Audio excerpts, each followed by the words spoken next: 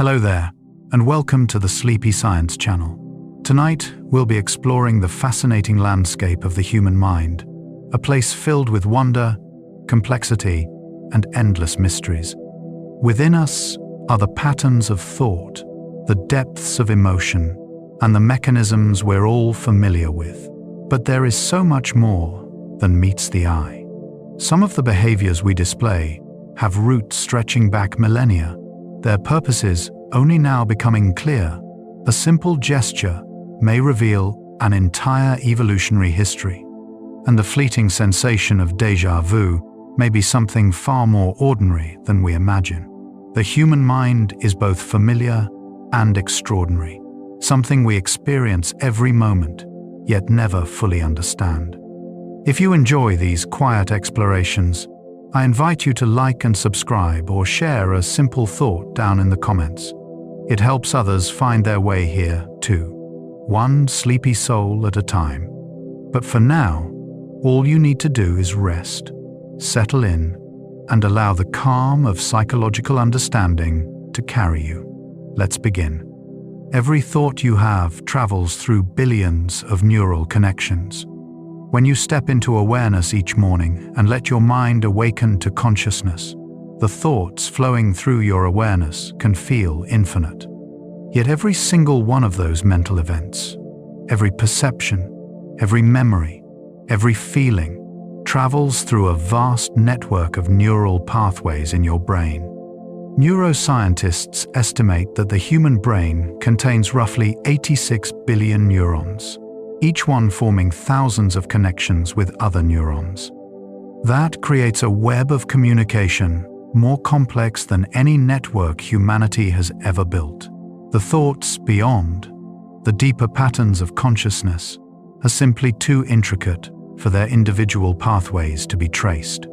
Instead, they blur into patterns of activity, waves of electrical and chemical signals. What you experience as a single unified thought is actually the collaboration of millions of neurons firing in synchrony, just the tiniest sliver of the vast community of cells working together inside your skull. Some memories feel vivid, but were never actually experienced that way. Looking at your memories is like looking into the past. Remembering moves incredibly quickly, but the mind is so complex that even memory takes time to form and can change. Some of the mental images you recall from years ago may have shifted since they were first encoded. A cherished memory from childhood might include details added later, borrowed from photographs or stories told by others. In some cases, the memory itself may be largely reconstructed, pieced together from fragments each time you recall it. But the feeling keeps returning, still crossing the gulf of time, still reaching you as though nothing has changed. It means your memory is not a perfect recording but a living reconstruction, a dynamic process of what was. Each recollection above you is both accurate and transformed, real and reimagined all at once. Your mind constructs a continuous sense of self from fragmented experiences. For conscious beings, identity has long been a faithful companion. You feel like the same person you were yesterday, last year, a decade ago. But the brain itself slowly changes with every experience, every learned skill, every forgotten detail. Your sense of self has not always been this exact configuration, and it will not remain exactly this way forever. In neuroscience, researchers understand that personal identity emerges from the continuous integration of memories, sensations, and narratives. The brain weaves these fragments into a coherent story. Your identity feels stable when you experience it tonight, steady and continuous. Yet even it is just one version in a long and shifting process written across your lifetime. Ancient humans relied on psychological patterns that still shape us today.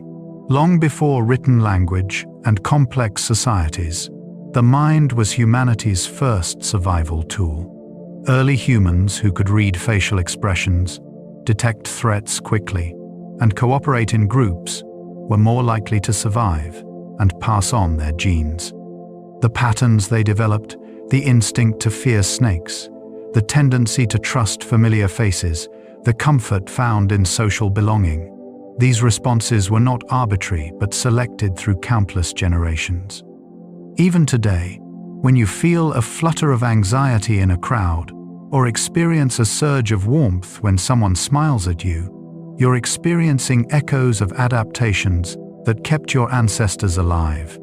These psychological mechanisms are more than interesting quirks. They are evolutionary achievements woven into the fabric of human nature. When you understand the mind, you're seeing survival strategies refined over hundreds of thousands of years. Your brain uses shortcuts to make sense of an overwhelming world. On a truly complex day, far from simple routines, the amount of information streaming into your awareness can feel staggering. Light, sound, sensation, memory, emotion, all competing for attention. The reason your conscious mind isn't constantly overwhelmed is that your brain has developed efficient shortcuts called heuristics. Imagine processing every individual detail and analyzing every choice from scratch. That's what conscious deliberation would require without these mental efficiencies. The brain learns patterns, makes assumptions, and fills in gaps automatically. This allows you to navigate life smoothly, making thousands of small decisions without exhausting your mental resources. In modern psychology, researchers call these cognitive shortcuts both a gift and a limitation. They allow us to function, but they can also lead to biases and errors. Yet, every mental efficiency is evidence of the brain's remarkable ability to optimize, to streamline, to conserve energy, while keeping you functional in a complex world. Your emotional responses often occur before conscious awareness. When something startles you, you may jump before you even realize what happened. This happens because emotional processing in the brain takes a faster route than conscious thought. The amygdala, a small almond-shaped structure deep in the brain, can trigger fear responses in milliseconds, long before the slower, more analytical cortex has time to assess the situation. This ancient system exists because survival often depended on reacting instantly to threats. A rustle in the grass might be a predator. Those who paused to think carefully often didn't survive to pass on their genes. Today, this means your emotions can feel like they arise from nowhere, surprising even yourself. Understanding this can bring comfort. Your feelings aren't always logical, but they are natural products of brain systems designed for speed over accuracy. Every rapid emotional response is your brain prioritizing your safety, even when modern life rarely requires such urgency. Sleep allows your brain to consolidate memories and clear metabolic waste. The nightly journey into sleep feels like rest, and it is. But while your conscious mind drifts away, your brain remains extraordinarily active. During sleep, particularly during deep, slow-wave sleep, the brain strengthens important memories and prunes away trivial ones. This process, called memory consolidation, helps you retain what matters and forget what doesn't. Beyond memory, recent discoveries show that sleep also allows the brain to flush out metabolic waste products that accumulate during waking hours.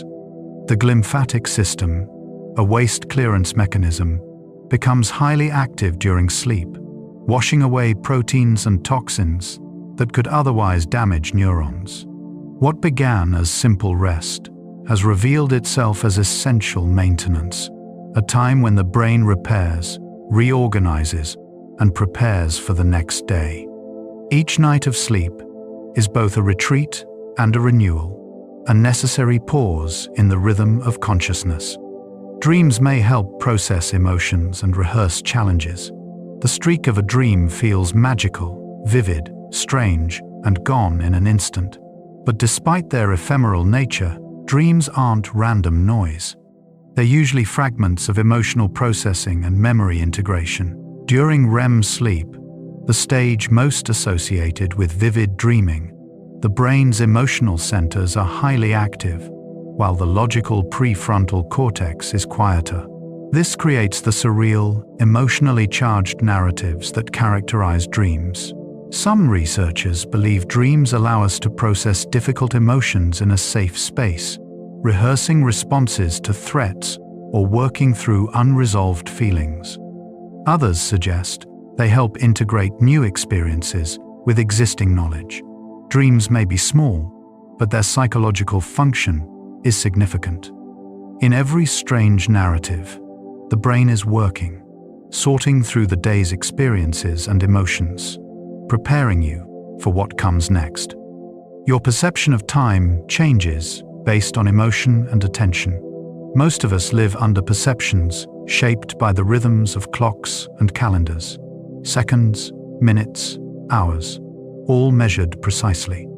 Yet subjective time, the time you actually experience, is far more fluid. When you're absorbed in an engaging task, hours can feel like minutes. When you're bored or anxious, minutes can stretch unbearably. This happens because your brain doesn't have a perfect internal clock. Instead, it estimates time based on how much attention you're paying and how emotionally aroused you are. Psychologists call this phenomenon temporal perception, and it reveals how malleable our sense of reality truly is. The same duration can feel vastly different depending on your mental state. Every stretched moment of waiting and every compressed hour of flow is evidence that time, as you experience it, is a psychological construction, not an objective truth. Babies are born with innate fears that protected ancestral humans. A baby's first cries, its reflexes, and even its fears tell a story that stretches back millennia. Research shows that infants display innate fear responses to certain stimuli, particularly loud noises and heights. These fears weren't learned, they were inherited, built into the brain through evolution. In ancestral environments, a fear of falling and a startled response to sudden sounds helped infants survive. Those who lacked these instincts were less likely to reach adulthood. Today, these fears feel automatic because they are.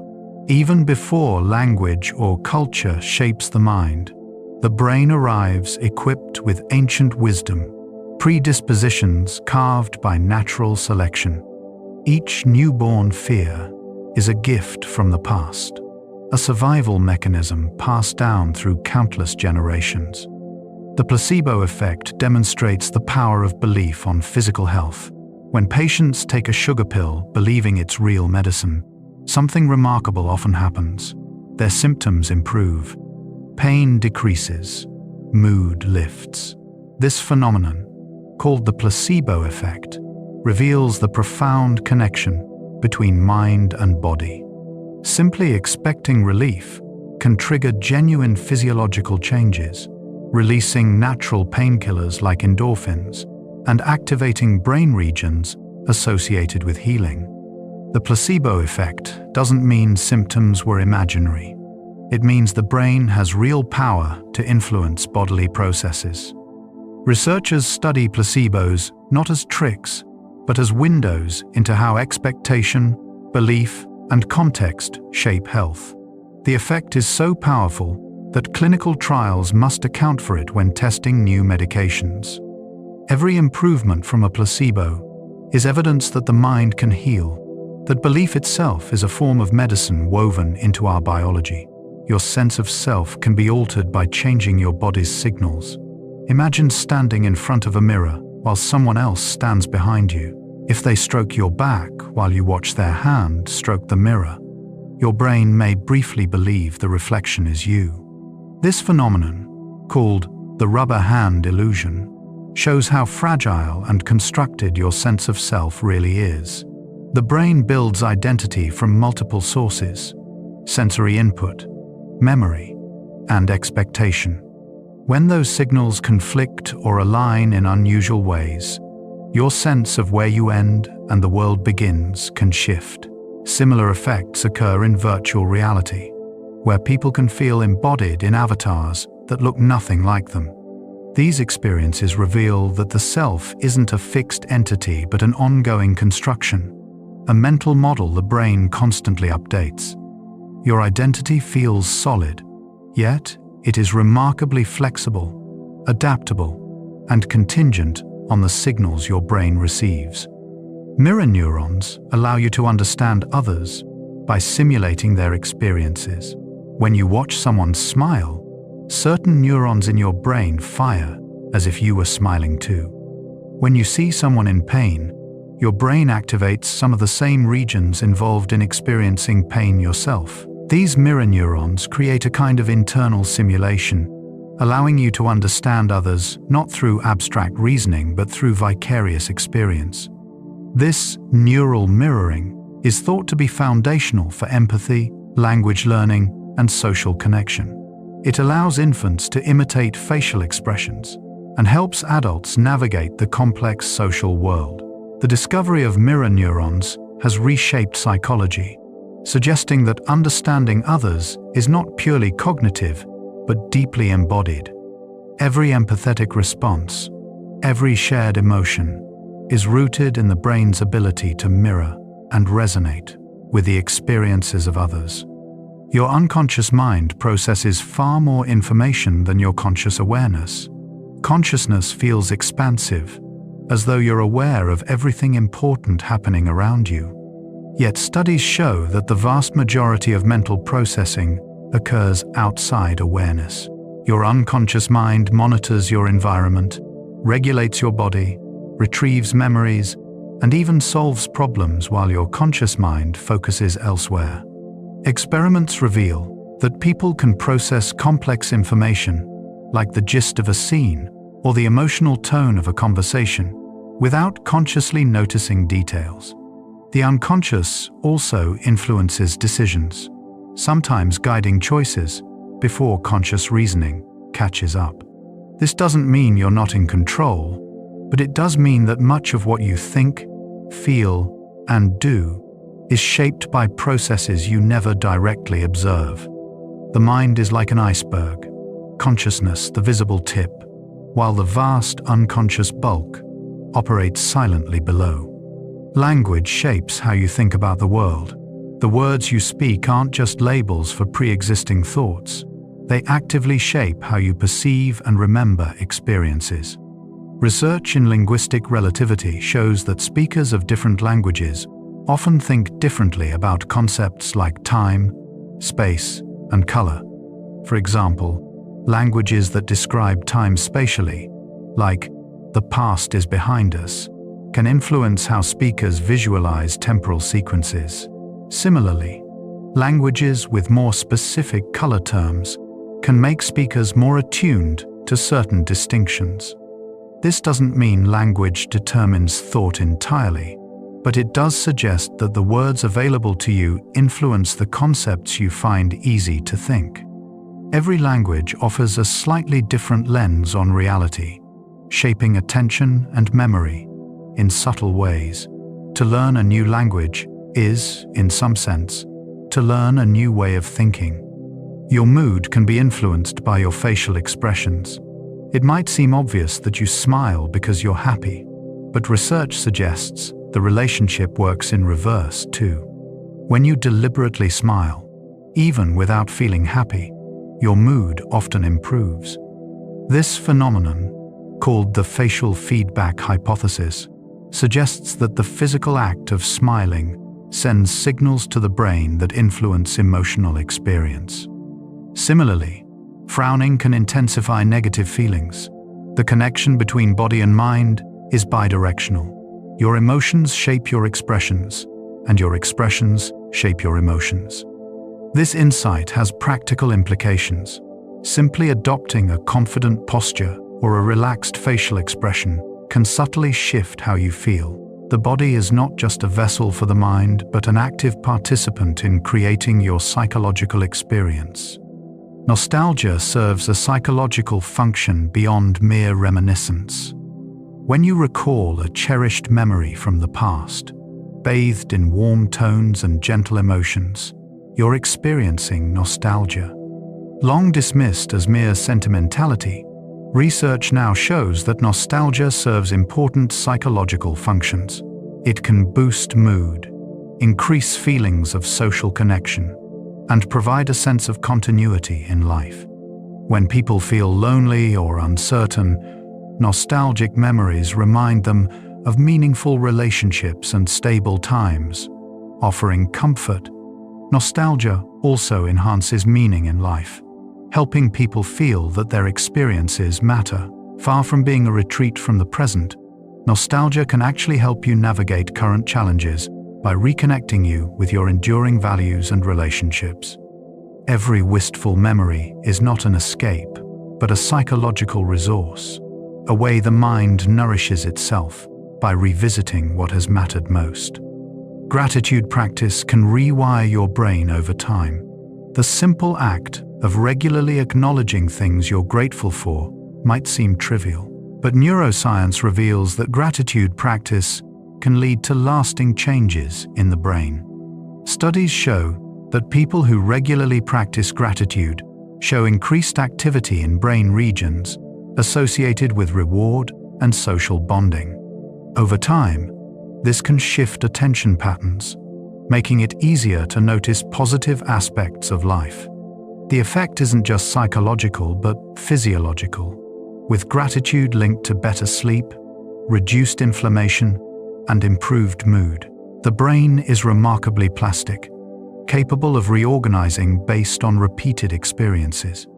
By consistently directing attention toward gratitude, you can gradually reshape neural pathways, making positive thinking feel more natural. Every moment of appreciation is a small investment in long-term mental well-being. Your working memory can hold only a limited amount of information. When you try to remember a phone number or follow complex instructions, you're using working memory, a mental workspace that holds information temporarily. Research shows that working memory is surprisingly limited, typically holding about 4 items at a time.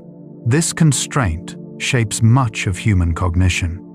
It's why you can't multiply large numbers in your head easily, why multitasking is difficult, and why learning new skills requires focused practice. Understanding this limitation can bring relief. Forgetting isn't always a failure.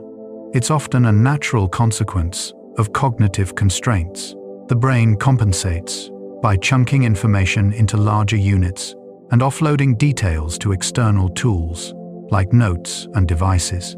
Every moment of forgetting is a reminder that the mind, for all its power, operates within boundaries, making efficiency and focus all the more valuable. Cognitive dissonance drives you to resolve conflicting beliefs. Imagine holding 2 contradictory beliefs at once, believing you're a healthy person while regularly skipping exercise. This mental tension is called cognitive dissonance, and it's deeply uncomfortable. The brain seeks consistency, and when beliefs conflict, it generates psychological pressure to resolve the discord. People respond in various ways. They might change a behavior, adjust a belief, or rationalize the conflict away. Cognitive dissonance explains why people sometimes dismiss evidence that challenges their views, or why adopting a small commitment can lead to larger ones. The discomfort of inconsistency is a powerful motivator. It drives learning, behavior change, and even moral development. Every uncomfortable realization that your actions don't match your values is an opportunity for growth, a signal from the mind that something needs to align.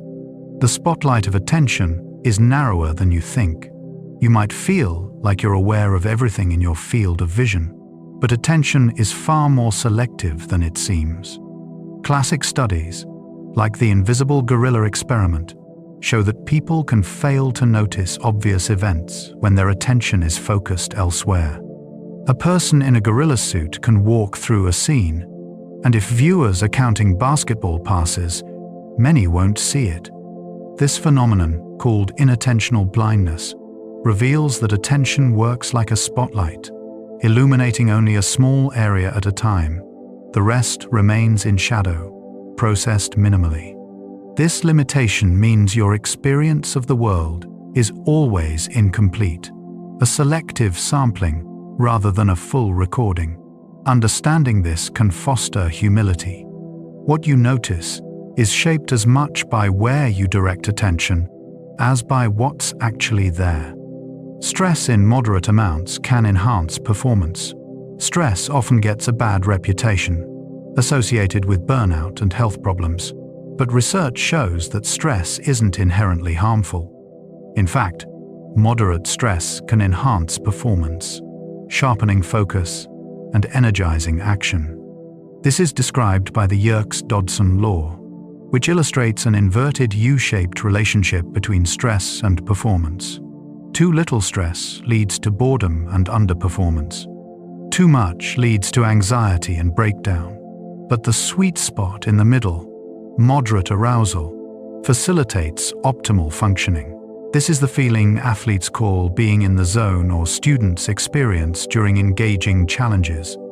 Understanding this can change your relationship with stress. Not all tension needs to be eliminated.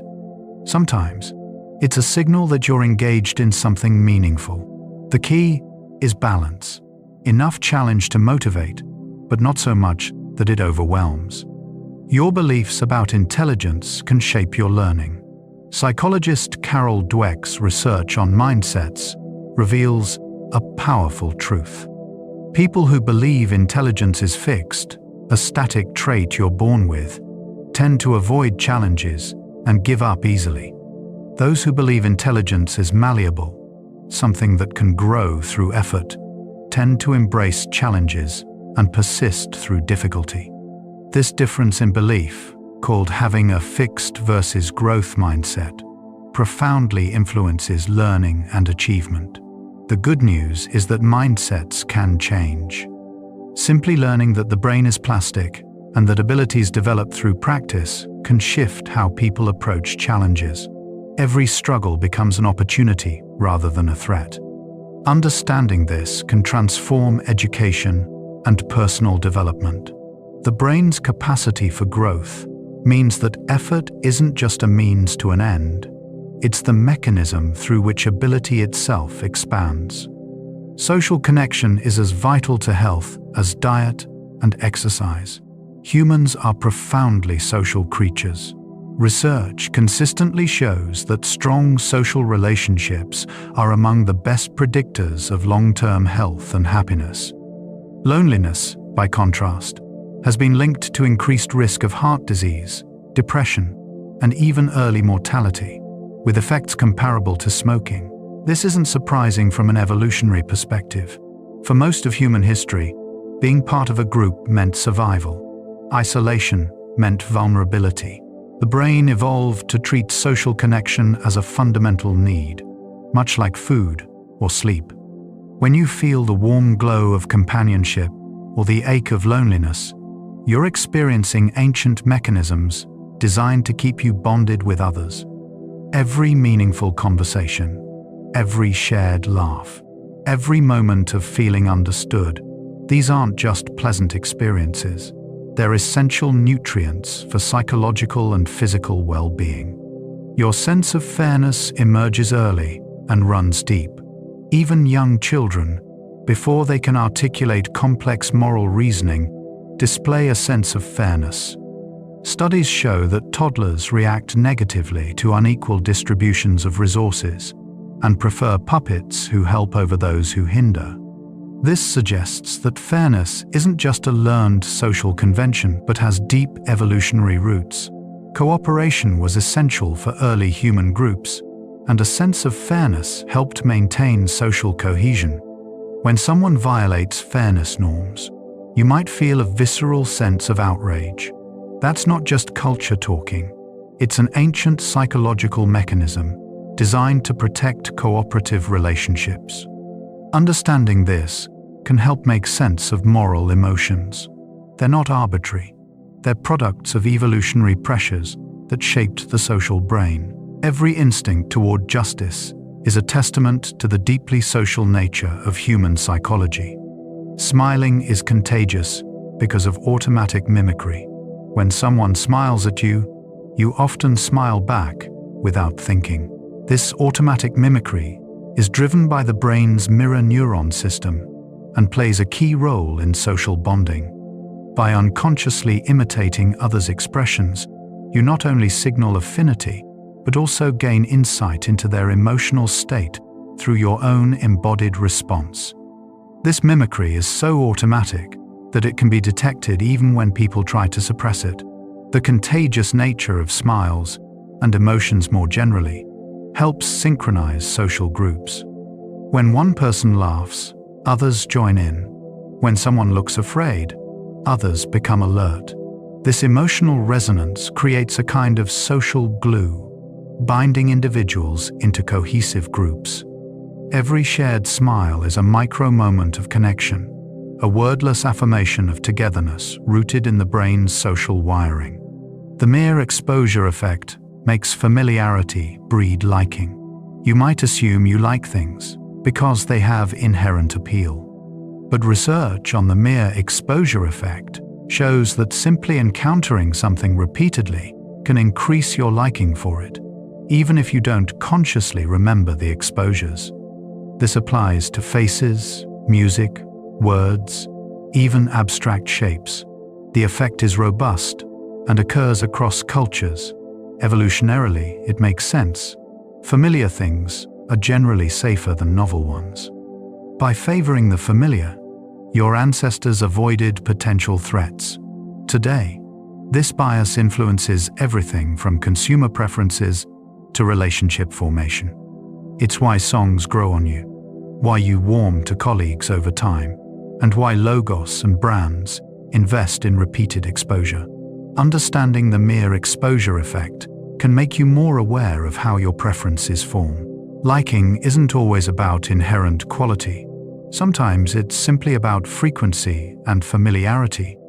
Your brain predicts the future to make sense of the present. Perception feels immediate, as though you're directly experiencing the world in real time.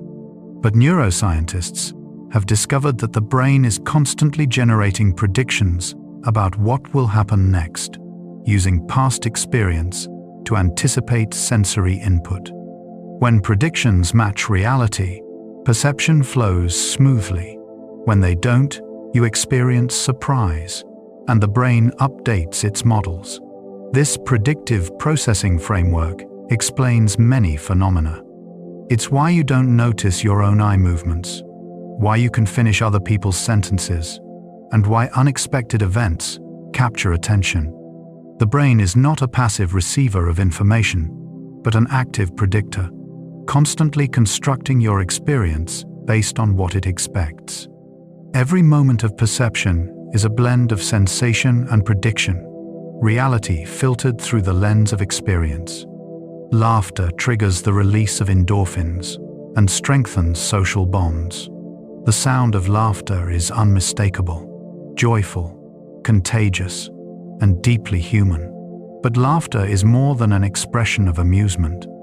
It's a complex social signal with real physiological effects. When you laugh, your brain releases endorphins, natural chemicals that reduce pain and create feelings of pleasure. This is why laughter can feel physically relieving. Beyond the individual, laughter serves crucial social functions.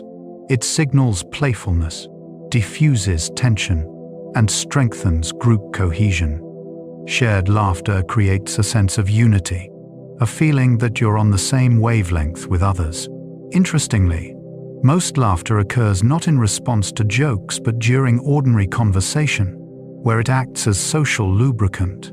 Every spontaneous laugh is both a personal release and a social gift, a way of connecting with others through shared joy.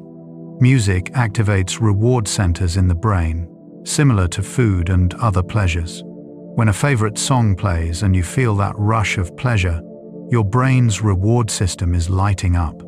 Neuroimaging studies show that listening to music activates the same dopamine pathways involved in eating, sex, and other primary rewards. This helps explain why music feels so deeply satisfying and why it has been a universal part of human culture. Music also engages multiple brain regions simultaneously, involving areas responsible for emotion, memory, motor control, and pattern recognition. This widespread activation makes music a powerful tool for mood regulation, memory retrieval, and even therapeutic interventions. Whether it's the swell of a symphony or the beat of a favorite song, music has direct access to the brain's emotional core. Every melody you love is a key that unlocks ancient reward circuits, connecting sound to feeling in ways that transcend language. Curiosity is driven by a desire to resolve uncertainty. That feeling of wanting to know, to understand, to explore, that's curiosity. And psychologists have discovered that it's driven by a specific kind of motivation. The brain finds uncertainty uncomfortable, at least at moderate levels, and seeks to resolve it. When you encounter a gap in your knowledge, something you almost understand but not quite, curiosity is triggered. This motivates exploration and learning. Interestingly, curiosity itself can be rewarding. The act of seeking information activates the brain's reward pathways, even before you find the answer. This is why cliffhangers work in stories, and why you might stay up late searching for answers online. Curiosity is not just intellectual interest. It's a drive system, one that propels learning and discovery. Every question you ask, every mystery that draws you in, is evidence of the brain's intrinsic motivation to understand the world. You are more likely to remember emotionally charged events. Not all memories are created equal. Events accompanied by strong emotions, whether joy, fear, sadness, or excitement, tend to be remembered more vividly and accurately than neutral events. This happens because the amygdala, the brain's emotional center, enhances memory consolidation when emotions are high. From an evolutionary perspective, this makes sense. Remembering emotionally significant events, like dangers or sources of joy, helped ancestors survive and thrive. Today, this means your most vivid memories are often tied to emotional peaks, first loves, losses, moments of triumph or fear. These flashbulb memories can feel incredibly clear, though research shows they're not always as accurate as they seem. Still, the emotional enhancement of memory serves an important function. It helps you learn from experiences that matter most, ensuring that emotionally significant lessons are not easily forgotten. The concept of flow describes optimal psychological experience. Psychologist Mihaly Csikszentmihalyi identified a state he called flow, characterized by complete absorption in an activity, loss of self-consciousness, and a sense of timelessness. During flow, challenges and skills are perfectly balanced. The task is difficult enough to be engaging, but not so hard that it's overwhelming. Artists, athletes, musicians, and people in all domains report flow states, describing them as among the most satisfying experiences of their lives. Neurologically, flow involves reduced activity in the prefrontal cortex, the brain region associated with self-monitoring and conscious control. This allows more automatic, intuitive processing. Flow states are not just pleasant. They're associated with peak performance and creativity. Understanding how to cultivate flow by balancing challenge and skill, minimizing distractions, and engaging in intrinsically motivating tasks can enhance both well-being and productivity. Every flow state is a glimpse of what the mind can do when fully engaged. Your intuition is often your unconscious mind detecting patterns. Intuition can feel mysterious, a gut feeling that you can't quite explain. But research suggests that intuition is often the result of unconscious pattern recognition. Your brain constantly absorbs information from the environment, much of it outside conscious awareness. Over time, it detects regularities and patterns. When you encounter a familiar situation, your unconscious mind recognizes the pattern and generates a feeling, a sense that something is right or wrong. This happens faster than conscious reasoning, which is why intuition feels immediate. Experts in any field, from chess players to doctors, often rely heavily on intuition, which is really their accumulated experience, processed rapidly and unconsciously. Intuition isn't magic, it's expertise.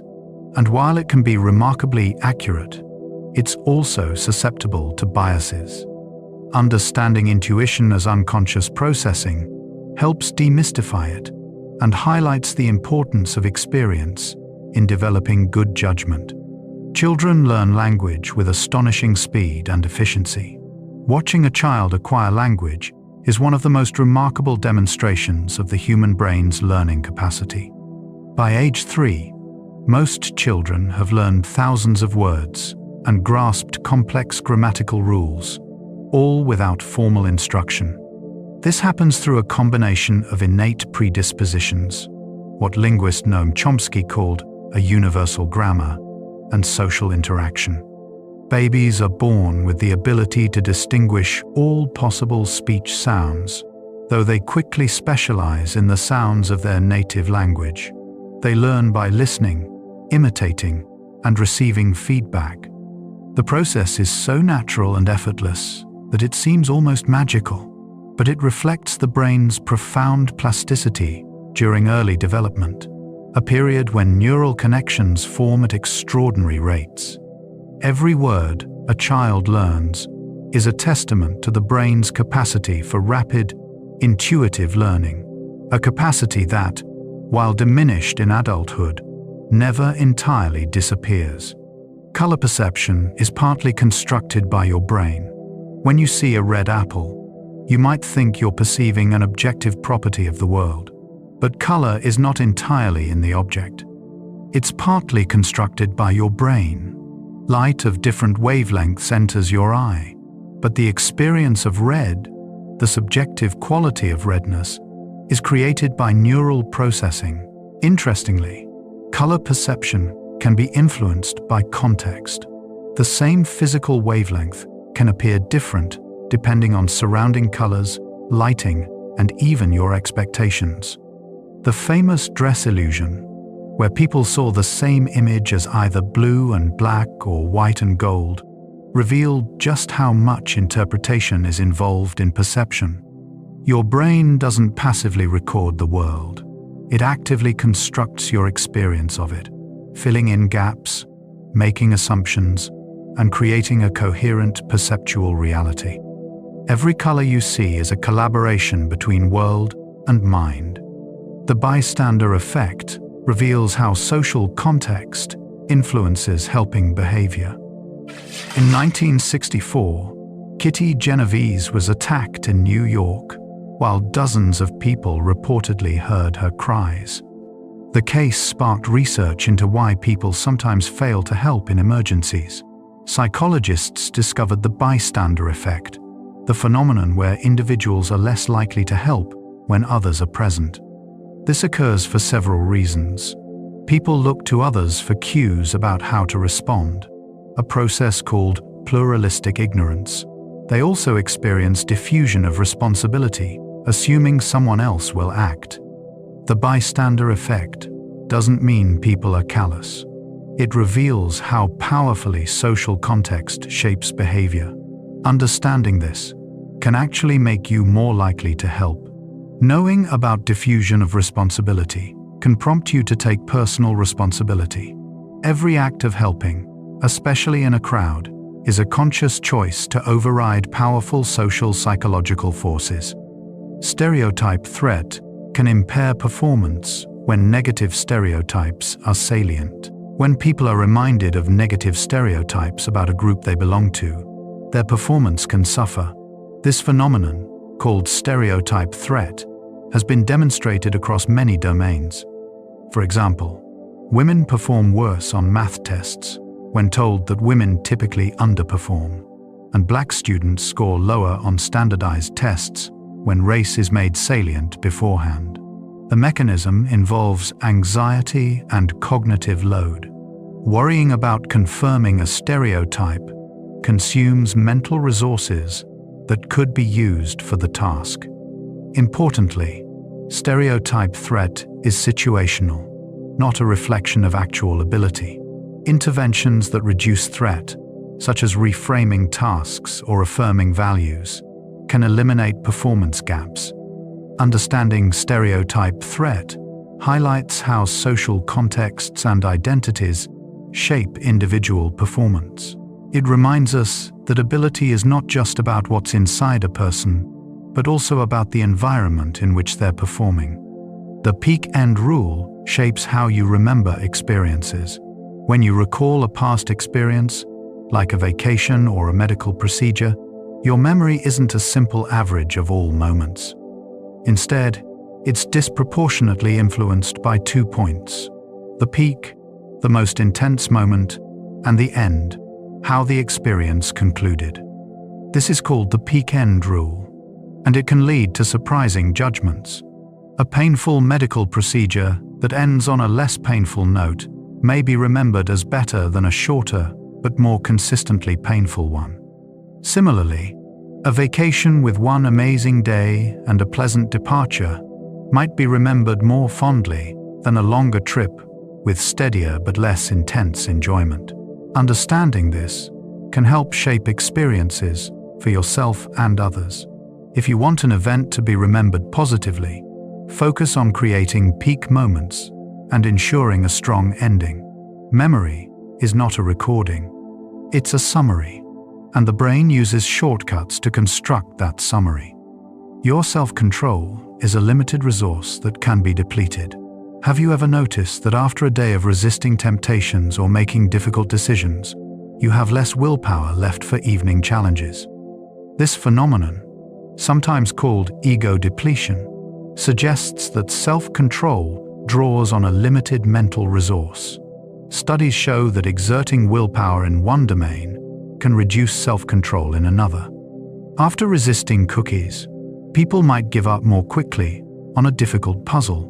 However, recent research has complicated this picture, suggesting that beliefs about willpower matter too. If you believe willpower is unlimited, you may experience less depletion. Regardless of the exact mechanism, most people experience mental fatigue after sustained effort. Understanding this can help you plan your day strategically, tackling difficult tasks when your mental resources are fresh, and being compassionate with yourself when willpower wanes. Every moment of self-control is an expenditure, and like any resource, it requires replenishment. Mental simulation helps you prepare for future events. When you imagine how a future event might unfold, you're engaging in mental simulation, a powerful cognitive tool. Athletes visualize their performance before competing. Students mentally rehearse presentations. Therapists guide clients through imagined scenarios to reduce anxiety. Mental simulation works because the brain doesn't sharply distinguish between imagined and real experiences. Visualizing an action activates many of the same neural pathways as performing it. This allows practice without physical execution and prepares you emotionally for upcoming challenges. Mental simulation can also improve problem solving by letting you explore different strategies mentally before committing to one. However, it's important to simulate realistically. Overly optimistic fantasies can reduce motivation, while realistic simulation, including potential obstacles, enhances preparedness. Every time you imagine a future scenario, you're not just daydreaming. You're training your brain and shaping how you'll respond when the moment arrives. Confirmation bias leads you to favor information that supports your beliefs. Once you form a belief, you tend to notice and remember information that confirms it, while overlooking contradictory evidence. This is called confirmation bias, one of the most pervasive cognitive biases. It affects everyone, from scientists to everyday decision-makers. Confirmation bias occurs partly because it's cognitively easier to process information that fits existing schemas, and partly because challenging cherished beliefs is psychologically uncomfortable. The result is that people often become more confident in incorrect beliefs over time, as they selectively attend to confirming evidence. Being aware of confirmation bias is the first step to mitigating it. Actively seeking disconfirming evidence, considering alternative explanations, and engaging with people who hold different views can help. But overcoming confirmation bias requires deliberate effort. The mind's default is to protect and reinforce what it already believes, a tendency that shapes everything from personal opinions to scientific progress. The sunk cost fallacy keeps you committed to losing endeavors. Imagine you've invested time or money into a project that's clearly not working out. Rationally, you should cut your losses and move on. But often, people continue investing because of what they've already put in. This is the sunk cost fallacy, the tendency to let past investments, which cannot be recovered, influence future decisions. Psychologically, abandoning a project feels like admitting failure and wasting the prior investment. But economically, sunk costs are irrelevant. What matters is future costs and benefits. The sunk cost fallacy affects everything from business decisions to personal relationships. Recognizing it can free you from unproductive commitments. The money, time, or effort already spent is gone regardless of what you do next. The question is always, what decision serves you best moving forward? Every time you walk away from a bad investment, you're demonstrating psychological flexibility, prioritizing future well-being over past losses. Mindfulness meditation can change brain structure over time. Mindfulness, the practice of paying attention to the present moment without judgment, has been studied extensively. Research shows that regular mindfulness meditation is associated with changes in brain structure, particularly increases in gray matter density in regions involved in attention, emotion, regulation, and self-awareness. Even relatively brief periods of practice, just weeks, can produce measurable changes. Functionally, mindfulness is linked to reduced stress, improved focus, and greater emotional resilience. These benefits occur because mindfulness trains the brain to respond rather than react, creating space between stimulus and response. The practice isn't about emptying the mind, but about changing your relationship with thoughts and emotions. Instead of being carried away by them, you observe them. This shift in perspective is both simple and profound. Every moment of mindfulness is a small act of training, gradually reshaping neural pathways toward greater awareness and balance. Your brain is capable of neuroplasticity throughout life. For a long time, scientists believed that the adult brain was relatively fixed, unable to generate new neurons or reorganize significantly. But research over the past few decades has revealed that the brain remains plastic throughout life. Neuroplasticity, the brain's ability to reorganize itself by forming new connections, occurs continuously. Learning new skills, even in old age, can lead to structural brain changes. Experiences shape neural architecture. This plasticity is most pronounced during childhood, but never entirely disappears. Stroke patients can recover lost functions as other brain regions compensate.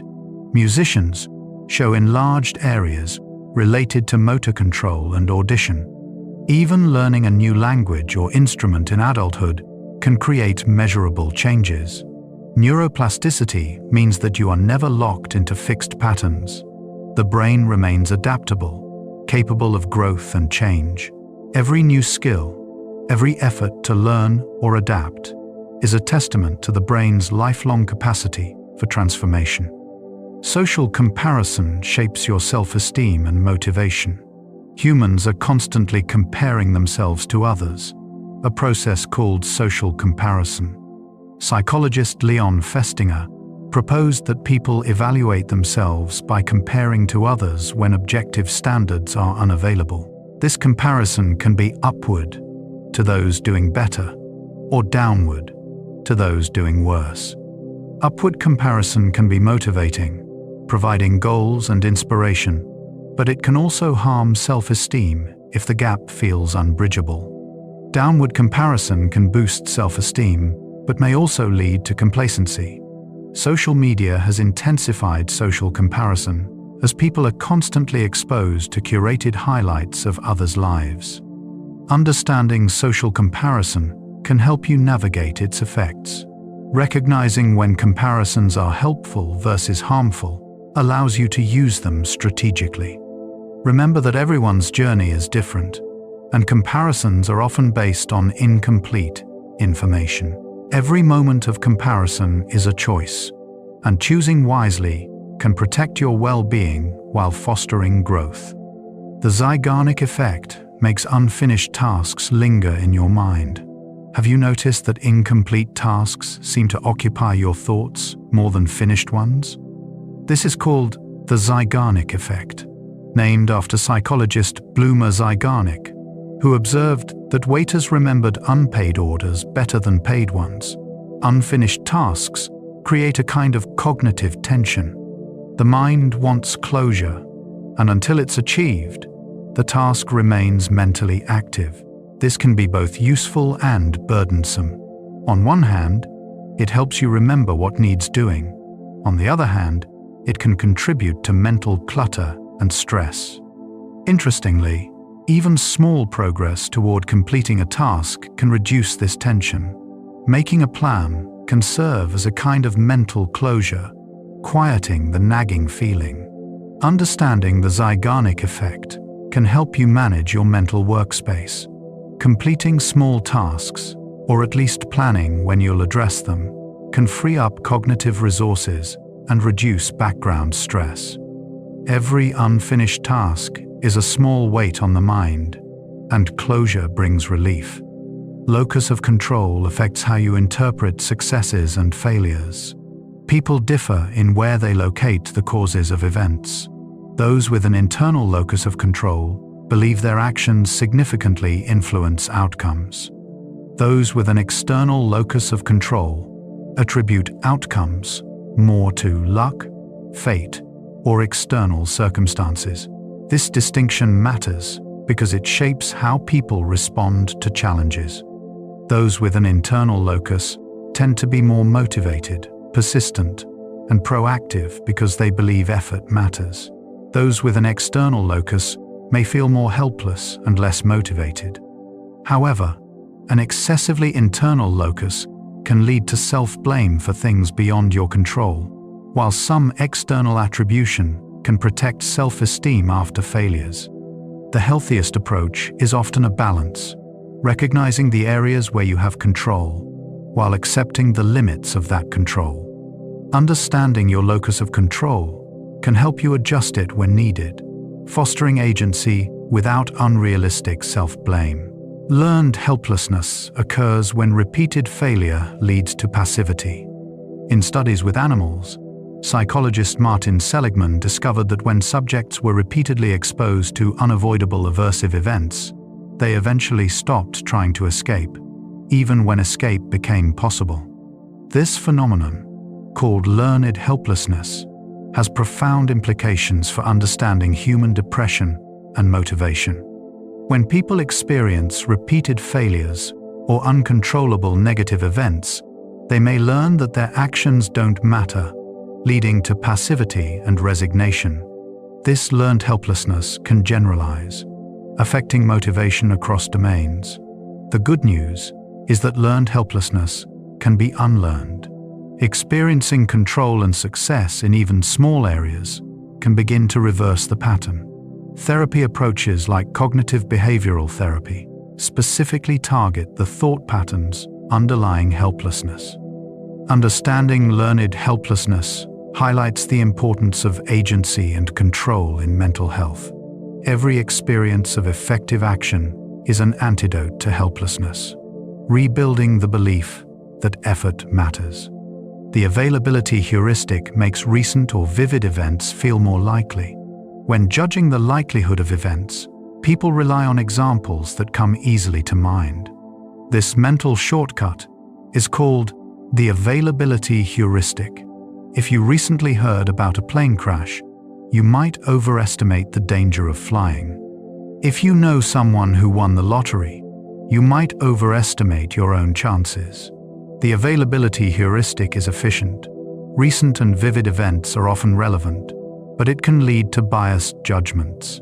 Media coverage, for instance, can make rare events like terrorism feel more common than they are, while underreported risks, like heart disease, receive less attention. Being aware of the availability heuristic can help you make better decisions. When assessing risks or probabilities, it's worth asking whether your judgment is based on actual statistics or just on what easily comes to mind. Every quick judgment is a potential opportunity for this bias to operate, and awareness is the first step toward correction. Anchoring effects influence judgments and decisions. When making decisions, people are often influenced by the first piece of information they encounter, even if it's irrelevant. This is called the anchoring effect. For example, if asked whether a product costs more or less than $100 before estimating its actual price, your estimate will be pulled toward that initial anchor. Anchoring occurs in negotiations, pricing, and even self-assessments. The initial number, even when arbitrary, sets a reference point. The effect is remarkably robust, affecting even experts who should know better. Understanding anchoring can help you avoid being manipulated and use it strategically. In negotiations, making the first offer can set a favorable anchor. When evaluating options, being aware that your judgment may be anchored can prompt you to consider a wider range.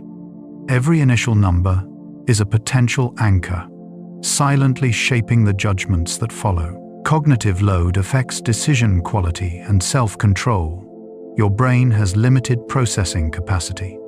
When you're juggling multiple tasks or dealing with complex information, you're experiencing high cognitive load. Research shows that high cognitive load impairs decision-making, reduces self-control, and increases reliance on stereotypes and heuristics.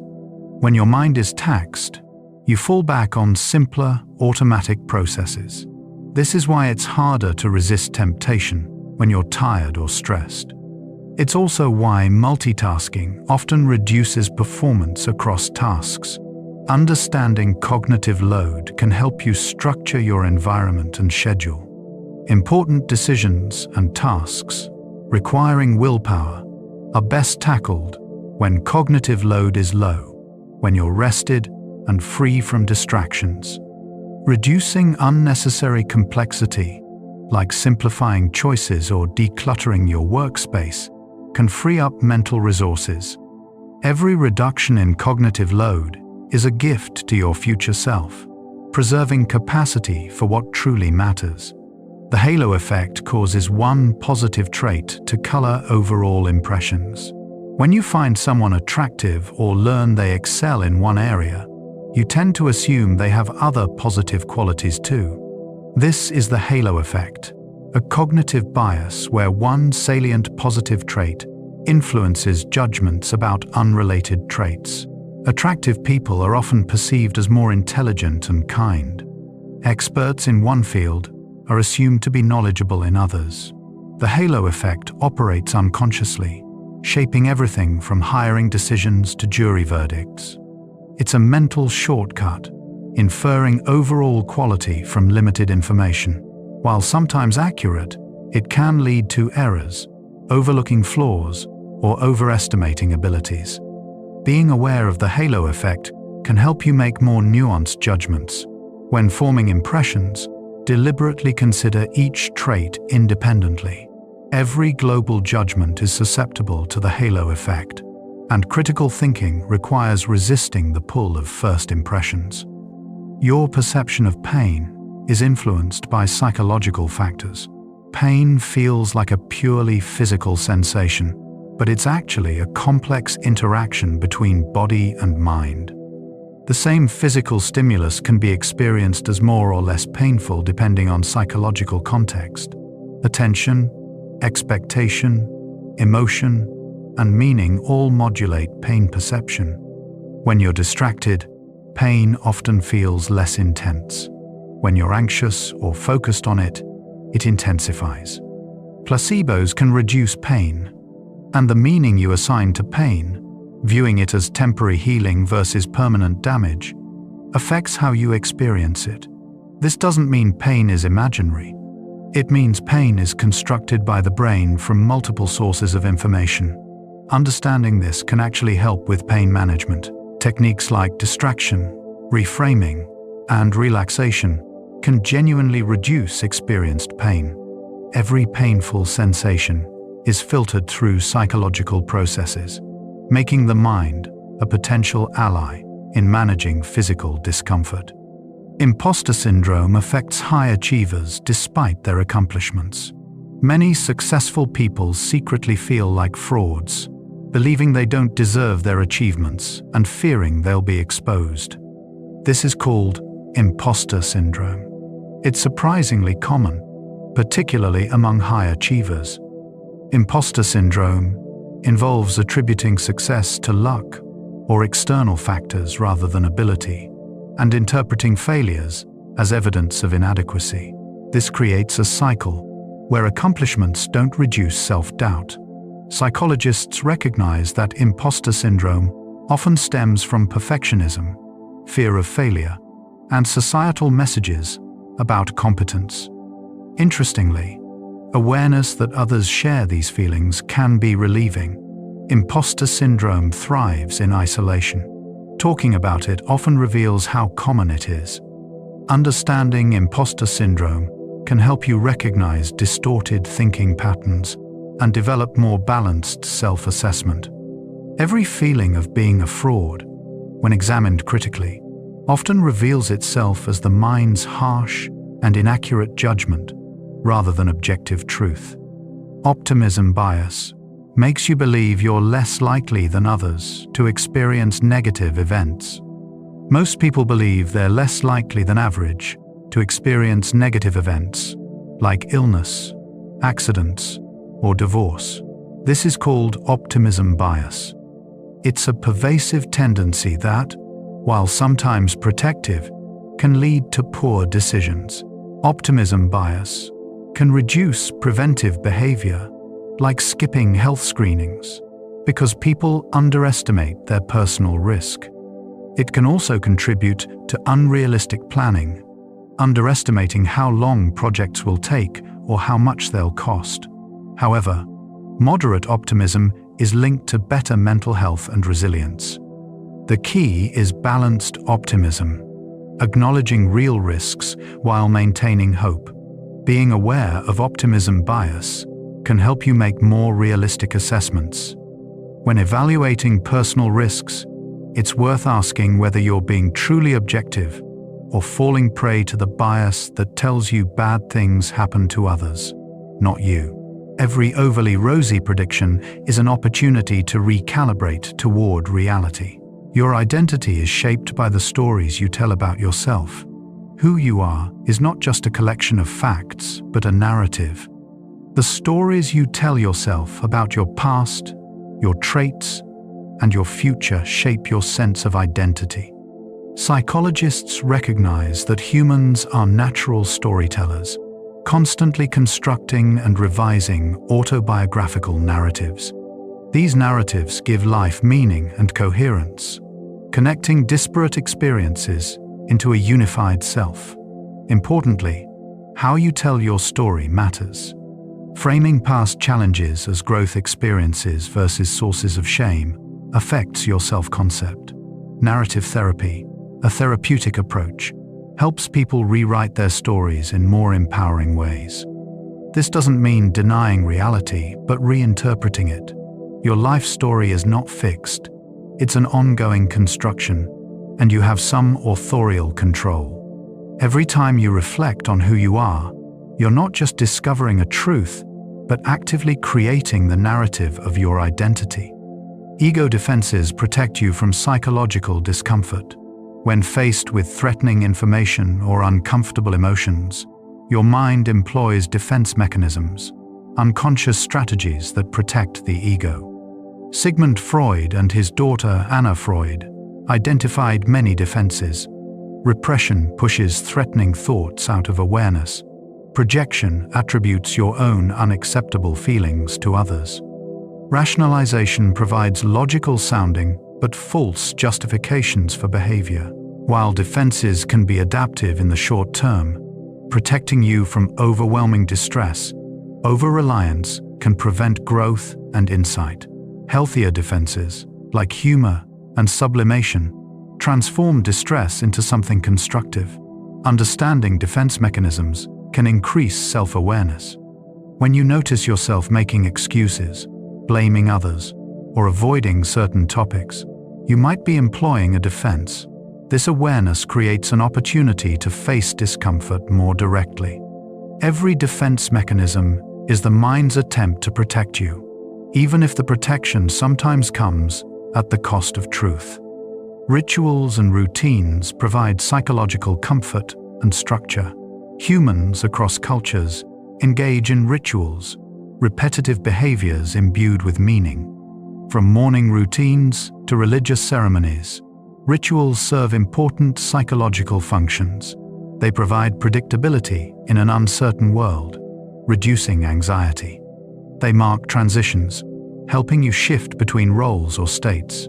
They can also enhance performance through preparation and focus. Research shows that even arbitrary rituals, like a specific pre-task routine, can reduce anxiety and improve outcomes, likely by increasing feelings of control. The comfort of rituals comes partly from their familiarity and partly from the sense that you're doing something purposeful.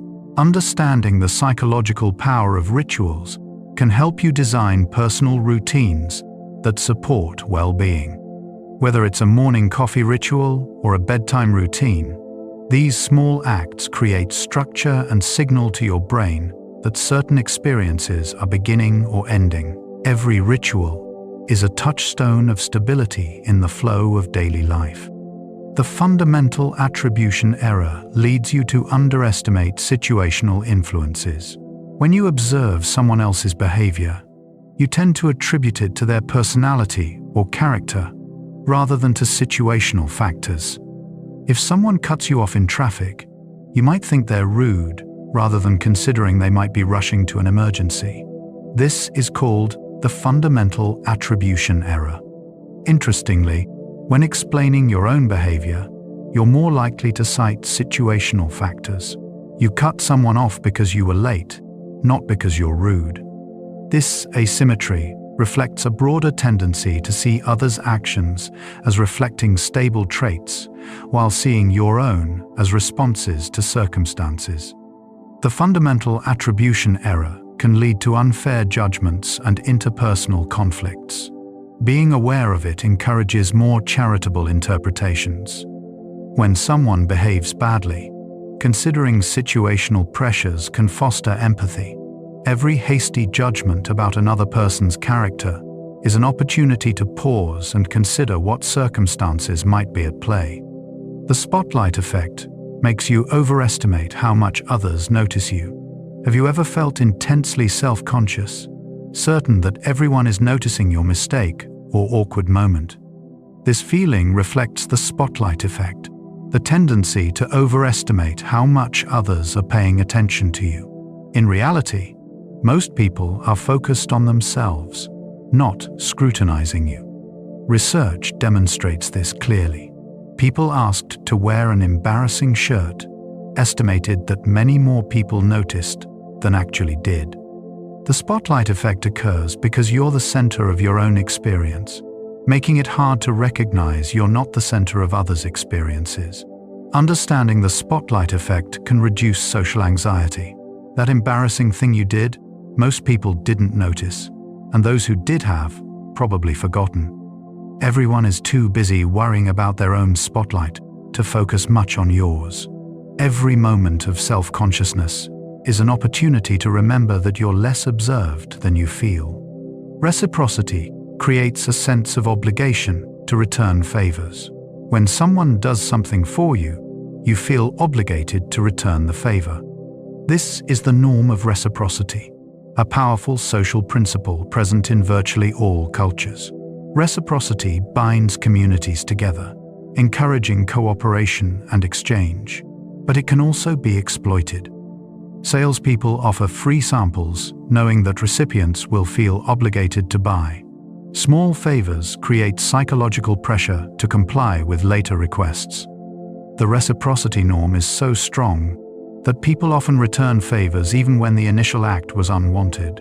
Understanding reciprocity can help you navigate social interactions more consciously. You can choose when to honor the obligation and when to recognize manipulation. It also highlights the positive power of generosity. Small acts of kindness create ripples, as recipients feel moved to pass kindness forward. Every favor is a thread in the social fabric, binding people in webs of mutual obligation and support. Intrinsic motivation leads to greater persistence than external rewards. Motivation comes in two main forms. Intrinsic motivation arises from internal satisfaction, enjoying the activity itself. Extrinsic motivation comes from external rewards or pressures, money, grades, approval. Research shows that intrinsic motivation is more sustainable and often leads to higher quality performance. When people are intrinsically motivated, they persist longer, show more creativity, and experience greater satisfaction. Interestingly, adding external rewards to intrinsically motivating activities can sometimes undermine intrinsic motivation, a phenomenon called the overjustification effect. When kids who love drawing are paid for it, they may come to see it as work rather than play. Understanding this distinction can help you cultivate intrinsic motivation in yourself and others. Connecting tasks to personal values, emphasizing autonomy, and fostering mastery all enhance intrinsic motivation.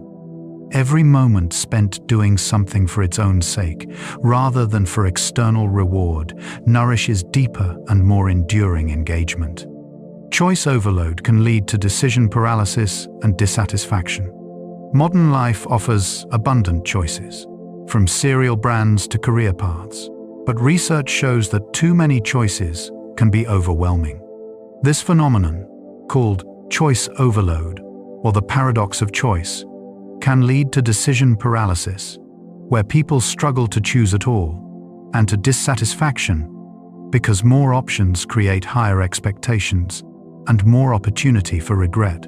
Psychologist Barry Schwartz argues that while some choice is empowering, excessive choice creates anxiety. Strategies for managing choice overload include setting criteria in advance, satisficing, choosing good enough rather than perfect, and limiting options deliberately. Understanding choice overload can help you simplify decisions. Sometimes fewer options lead to greater satisfaction. The abundance of modern life is a privilege, but it comes with psychological costs. Every deliberate constraint you place on choices, like deciding in advance or delegating decisions, can free mental energy and increase contentment with your selections. Emotional intelligence involves recognizing and managing emotions in yourself and others. Intelligence isn't just about cognitive abilities like reasoning and memory. Emotional intelligence, the ability to perceive, understand, and manage emotions, is equally important. People high in emotional intelligence are better at reading social cues, regulating their own emotions, and navigating interpersonal relationships. They recognize subtle emotional signals in others, empathize effectively, and respond appropriately. Emotional intelligence can be developed through practice, self-reflection, and feedback. It involves skills like pausing before reacting, naming emotions precisely, and considering others' perspectives. Research links emotional intelligence to better mental health, relationship quality, and even job performance. Understanding emotional intelligence highlights that intelligence is multifaceted.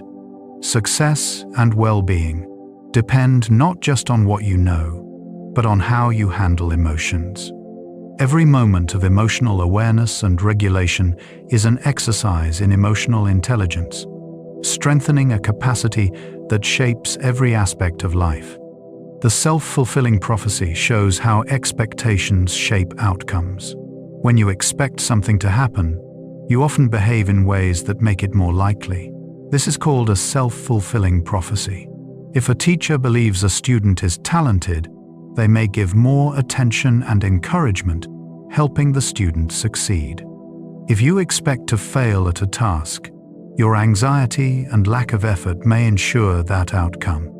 The classic Pygmalion effect demonstrates this in education, where teacher expectations significantly influence student performance.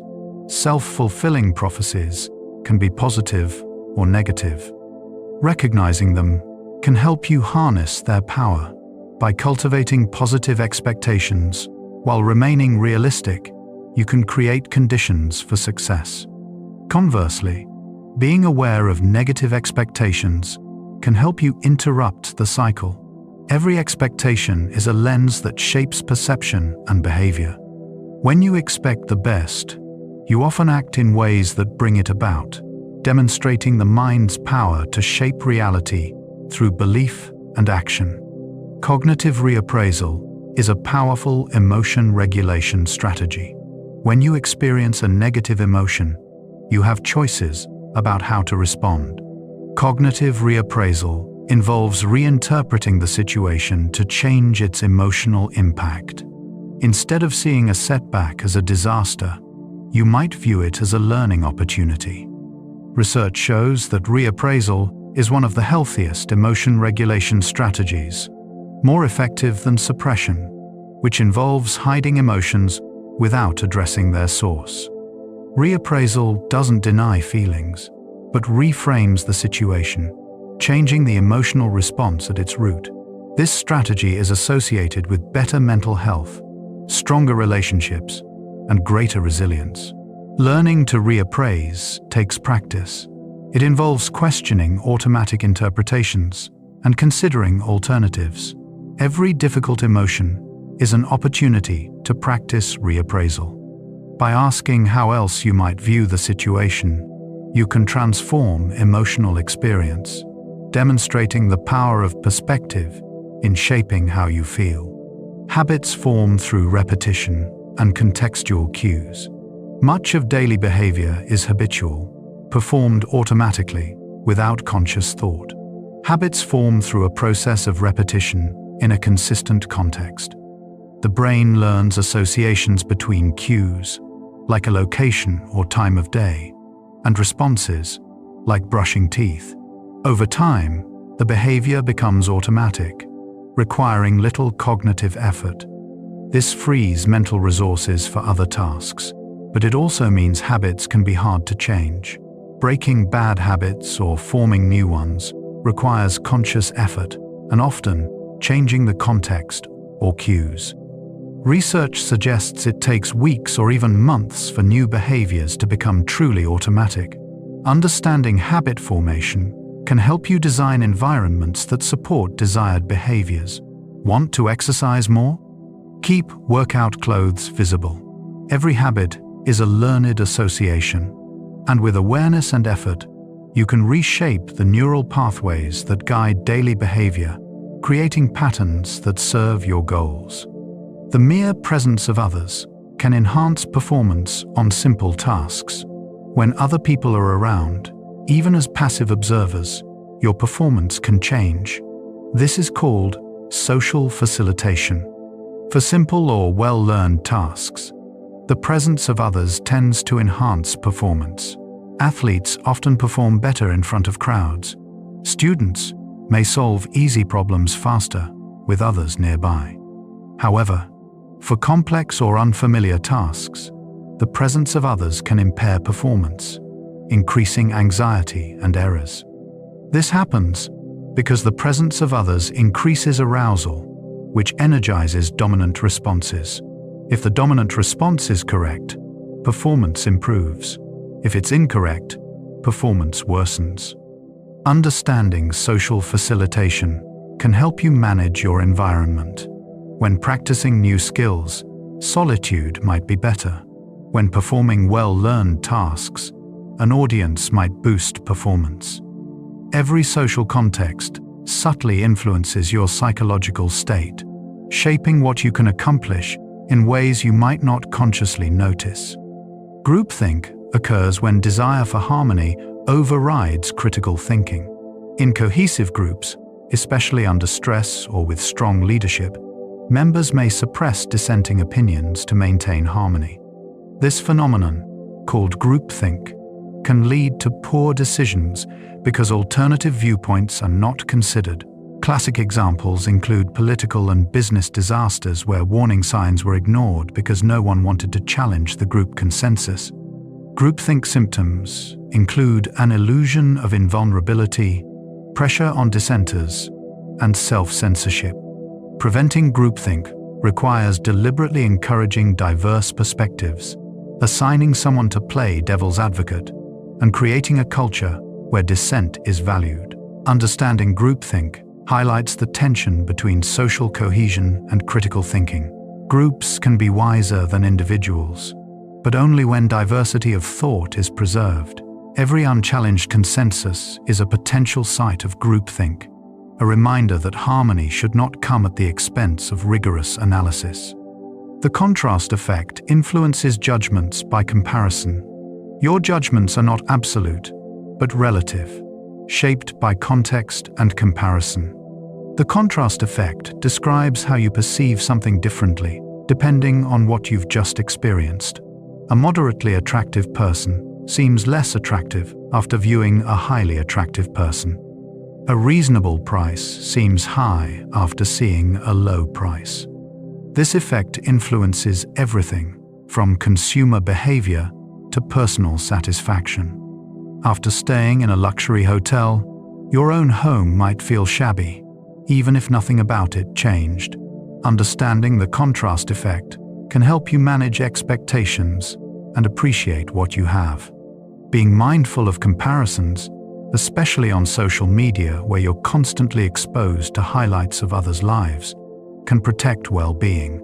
Every judgment is contextual, and recognizing this can help you make more balanced assessments that reflect intrinsic qualities rather than arbitrary contrasts. Your present self and future self are often in conflict. Imagine your future self. What do they wish your present self would do? Likely, eat healthier, save more money, exercise regularly. Yet present self often chooses immediate gratification over long-term benefit. This tension between present and future self is a fundamental psychological challenge.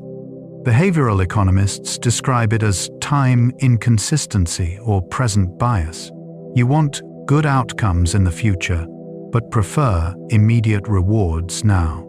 This explains procrastination, undersaving, and unhealthy habits.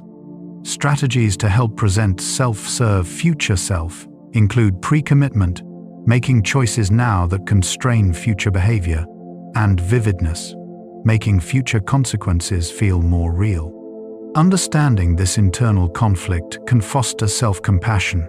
You're not weak-willed. You're navigating a psychological design challenge. Every choice that prioritizes long-term well-being over immediate pleasure is a victory for your future self, a gift across time.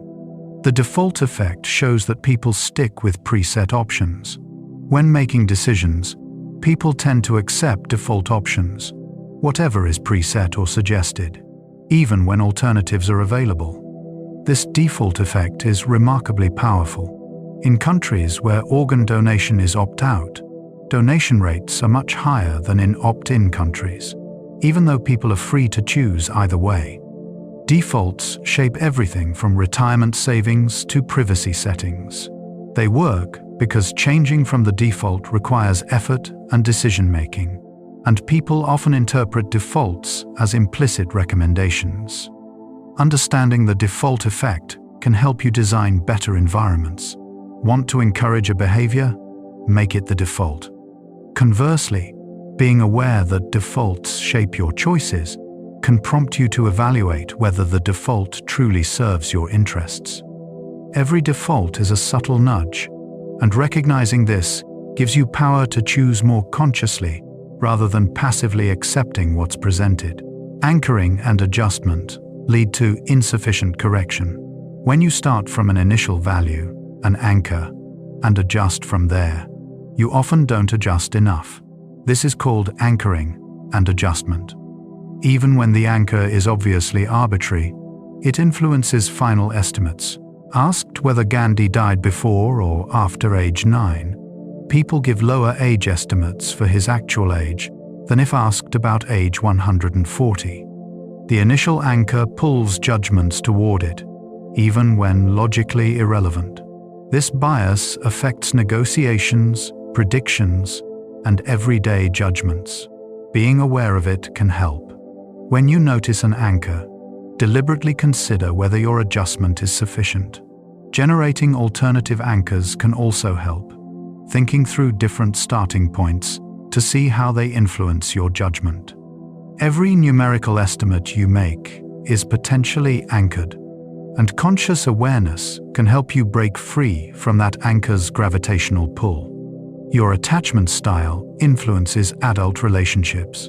The bonds you formed with caregivers in early childhood shape how you relate to romantic partners in adulthood. Attachment theory, developed by John Bowlby and extended by researchers like Mary Ainsworth, identifies several attachment styles. Secure attachment, formed when caregivers are consistently responsive, leads to comfortable intimacy and trust in adult relationships.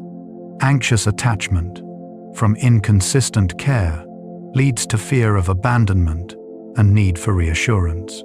Avoidant attachment, from unresponsive caregiving, leads to discomfort with closeness. These patterns are not destiny. While they tend to persist, awareness and intentional effort can shift attachment styles toward security. Therapy, particularly approaches focused on relationships, can help. Understanding attachment illuminates why relationships feel easy for some and fraught for others. Every pattern of relating has roots in early experience, and recognizing those roots is the first step toward choosing new patterns, building security where insecurity once lived. The scarcity principle makes limited resources more desirable. When something is scarce or available for only a limited time, it becomes more attractive. This is the scarcity principle, a powerful influence on human behavior. Limited edition products, countdown timers on sales, and phrases like "only a few left" all exploit this principle. Scarcity triggers a fear of missing out and implies value. If something is rare, it must be good. From an evolutionary perspective, scarce resources like food were genuinely valuable. Today, marketers use artificial scarcity to drive demand. Being aware of the scarcity principle can help you resist manipulative tactics. Ask yourself whether you truly want something or just feel urgency because of scarcity cues. Genuine scarcity does affect value, but manufactured scarcity is often just a sales tactic. Every feeling of urgency is worth examining. Is it based on real need, or just a psychological button being pushed? Loss aversion makes losses feel worse than equivalent gains feel good.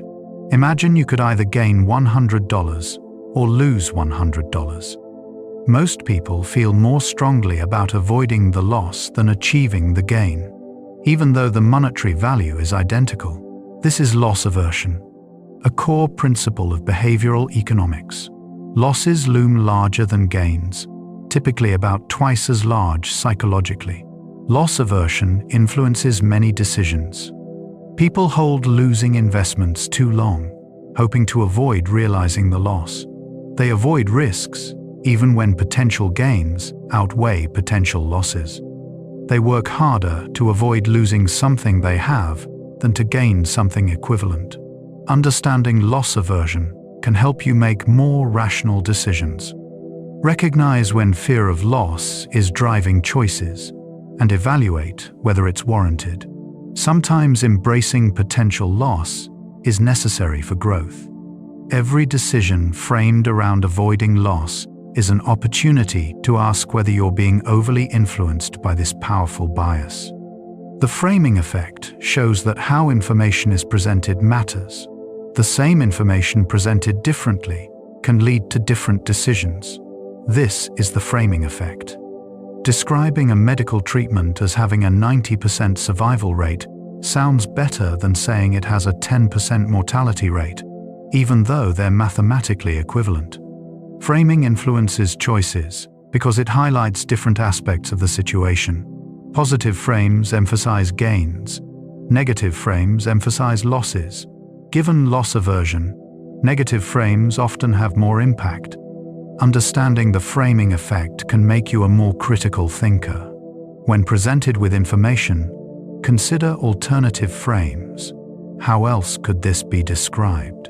Advertisers, politicians, and even well-meaning communicators frame information to influence you. Being aware lets you see past the frame to the underlying fact. Every persuasive message is framed in some way, and recognizing the frame helps you evaluate the message more objectively. Priming can subtly influence behavior without awareness. Exposure to certain stimuli can unconsciously influence subsequent thoughts and behaviors. This is called priming. Reading words related to elderly people can make you walk more slowly afterward. Seeing images related to money can make you less helpful. Priming works because it activates associated concepts in memory, making them more accessible and influential. While some dramatic priming effects from early studies haven't replicated well, the basic phenomenon is real. Context subtly shapes psychology. Understanding priming highlights how much of your behavior is influenced by factors outside awareness. The environment, the media you consume, even subtle cues around you, all prime certain thoughts and actions. Being mindful of your environment can help you shape those influences. Every cue you encounter is potentially priming something in your mind, and choosing your contexts wisely means choosing the primes that guide your behavior. The endowment effect makes you value what you own more than equivalent items. Once you own something, you value it more than you would if you didn't own it. This is the endowment effect. People demand more money to give up an item than they'd pay to acquire it. Psychologically, ownership creates attachment. The item becomes part of your extended self, and giving it up feels like a loss. Loss aversion amplifies this, making the loss of owned items particularly painful. The endowment effect explains why it's hard to declutter. That item you never use still feels valuable because it's yours. Understanding the endowment effect can help you make more rational decisions about possessions. Ask yourself, if you didn't own this, would you buy it? If the answer is no, perhaps it's time to let go. Every item you own carries psychological weight beyond its objective value, and recognizing this can free you from unnecessary attachment. Your mood influences your thinking in systematic ways. When you're in a good mood, you think differently than when you're sad. Positive moods tend to promote broad, creative, and heuristic thinking. You're more likely to see the big picture, make associations, and take risks. Negative moods particularly mild sadness, promote narrow, analytical, and systematic thinking. You pay more attention to details and process information more carefully. Neither mode is inherently better. Each is suited to different tasks. Good moods are great for brainstorming. Bad moods can be useful for critical analysis. This phenomenon, called mood-congruent processing, shows how emotions and cognition are intertwined. Understanding this can help you match tasks to mood states, or intentionally shift mood to support the kind of thinking you need. Every emotional state is a lens that shapes not just what you feel, but how you think. Pluralistic ignorance occurs when everyone privately rejects a norm but believes others accept it. Imagine a classroom where a teacher asks if everyone understands. No one raises their hand, even though many are confused. Each person assumes everyone else understands and doesn't want to appear foolish. This is pluralistic ignorance, a situation where individuals privately reject a belief or norm, but assume others accept it, leading everyone to go along with something no one actually endorses. Pluralistic ignorance maintains all sorts of social phenomena, from unhealthy drinking culture to silence on important issues. Breaking it requires someone to speak up, often revealing that others felt the same way. Understanding pluralistic ignorance can give you courage to voice doubts or concerns. Often, you're not alone in your private thoughts. By speaking up, you may free others to do the same. Every silent agreement masks potential dissent, and one voice can shatter the illusion of consensus. Mental accounting leads to irrational financial decisions. People treat money differently depending on its source or intended use, a phenomenon called mental accounting. You might splurge with a tax refund while being frugal with salary, even though money is fungible. You might refuse to sell a losing stock because it would realize the loss, even though holding it is economically equivalent to choosing to buy it at the current price. Mental accounting creates arbitrary categories that influence spending and saving. Understanding that money is money, regardless of its source or mental label, can improve financial decisions. However, mental accounting can also be useful. Budgeting involves creating mental accounts for different purposes. The key is using mental accounting deliberately, not letting arbitrary categories drive irrational choices. Every financial decision colored by mental accounting is an opportunity to step back and ask whether the categorization truly serves your goals. Authority figures can influence behavior even when their commands are unethical. Stanley Milgram's famous obedience experiments in the 1960s shocked the world.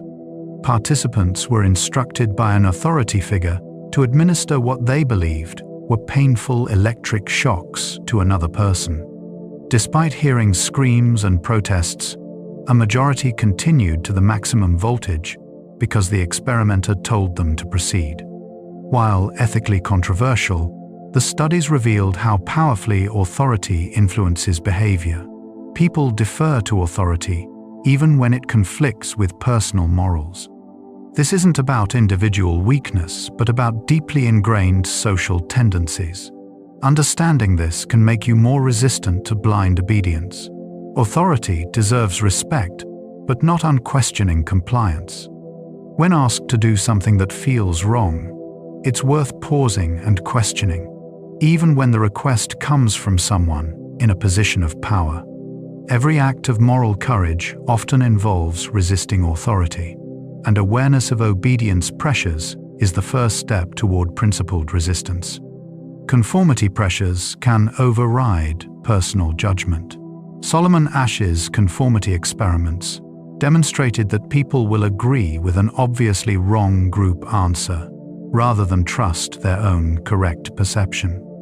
In these studies, participants judged the length of lines. When Confederates unanimously gave the wrong answer, many participants conformed, even though the correct answer was clear. Conformity isn't always bad. It enables social coordination and learning, but it can suppress truth and individuality. Understanding conformity pressures can help you resist them when appropriate. Knowing that others might be wrong, or that they might also be conforming, can give you confidence to voice your true judgment. Groups are not always wise. Sometimes the minority, or even a lone individual, is correct. Every moment of conformity is a choice, and sometimes the braver choice is to stand alone, trusting your own perception, even when the group disagrees. The availability cascade amplifies beliefs through repeated exposure. When an idea is repeated frequently, it becomes more available in memory, making people believe it's more important or true. This is part of the availability cascade, a self-reinforcing cycle where media attention to an issue increases public concern, which generates more media attention. Even false information can seem credible through repetition. This is why fact-checking matters and why echo chambers are problematic. When you hear the same claim repeatedly, it feels true, regardless of actual evidence. Understanding the availability cascade can make you a more critical consumer of information. Ask yourself, is this issue genuinely important, or does it just feel that way because it's everywhere? Distinguish between frequency of mention and actual significance. Every repeated message is potentially creating an availability cascade in your mind, and recognizing this can help you evaluate information based on evidence rather than mere exposure. The backfire effect can make correction strengthen false beliefs. When people encounter information that contradicts their beliefs, they sometimes become more entrenched in those beliefs. This counterintuitive response is called the backfire effect. It occurs because threatening information activates defensive processing. Instead of changing their minds, people generate counterarguments, selectively recall supporting evidence, and interpret ambiguous information in belief-consistent ways. The backfire effect is frustrating because it means that simply providing facts doesn't always work. In some cases, it worsens the problem. However, research suggests the backfire effect is less common than initially thought and can be mitigated by presenting information in less threatening ways, affirming people's values first, or framing corrections as additions rather than contradictions.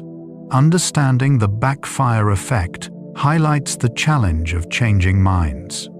Beliefs are not just cognitive, but tied to identity and emotion, and persuasion requires more than facts. Peak experiences can have lasting positive effects on well-being. Abraham Maslow described peak experiences as moments of intense joy, wonder, or transcendence, often involving feelings of unity, timelessness, and profound meaning. These experiences can occur during religious or spiritual moments, in nature, through art, or even in everyday life. Research shows that peak experiences can have lasting positive effects, increasing life satisfaction, personal growth, and sense of purpose. They often become defining moments in people's life stories. While you can't force peak experiences, you can create conditions that make them more likely. Being present, seeking beauty, engaging in meaningful activities, and remaining open to awe. Understanding peak experiences reminds us that some moments are qualitatively different, touching something deeper than ordinary happiness. These moments are psychological gifts, times when the boundary between self and world seems to dissolve, leaving lasting enrichment. Cognitive dissonance reduction can lead to attitude change or rationalization. When you experience cognitive dissonance, the discomfort of holding contradictory beliefs or acting against your beliefs, you're motivated to reduce it. One way is to change attitudes to align with behavior. If you find yourself behaving in a certain way, you might adjust your beliefs to justify it. This is how small commitments, can lead to large ones. Once you've taken a small action, you adjust your self-concept to match, making larger, aligned actions more likely. However, dissonance can also be reduced through rationalization, dismissing contradictory evidence or minimizing importance. Understanding dissonance reduction explains why people sometimes change in unexpected ways and why harmful behaviors can be justified. It also suggests a strategy for personal change. Act in accordance with desired values, even in small ways, and watch attitudes shift to align. Every action shapes belief, and behavior can be a powerful tool for belief change. The Dunning-Kruger effect describes unskilled people overestimating their competence. People with limited knowledge or skill in a domain often overestimate their competence. This is the Dunning-Kruger effect.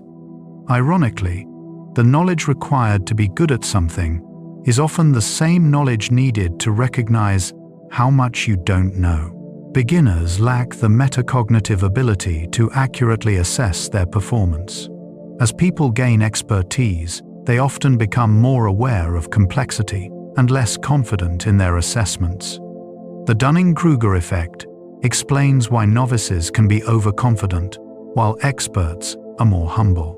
It's a reminder that confidence and competence don't always align. Understanding this effect can foster intellectual humility. When you feel very confident, especially in an area where you're relatively inexperienced, it's worth questioning whether your confidence is warranted. Every area where you feel certain might be an area where you lack the knowledge to recognize your ignorance. The illusion of explanatory depth reveals gaps in your understanding. Ask someone to explain how a zipper works or how a helicopter flies.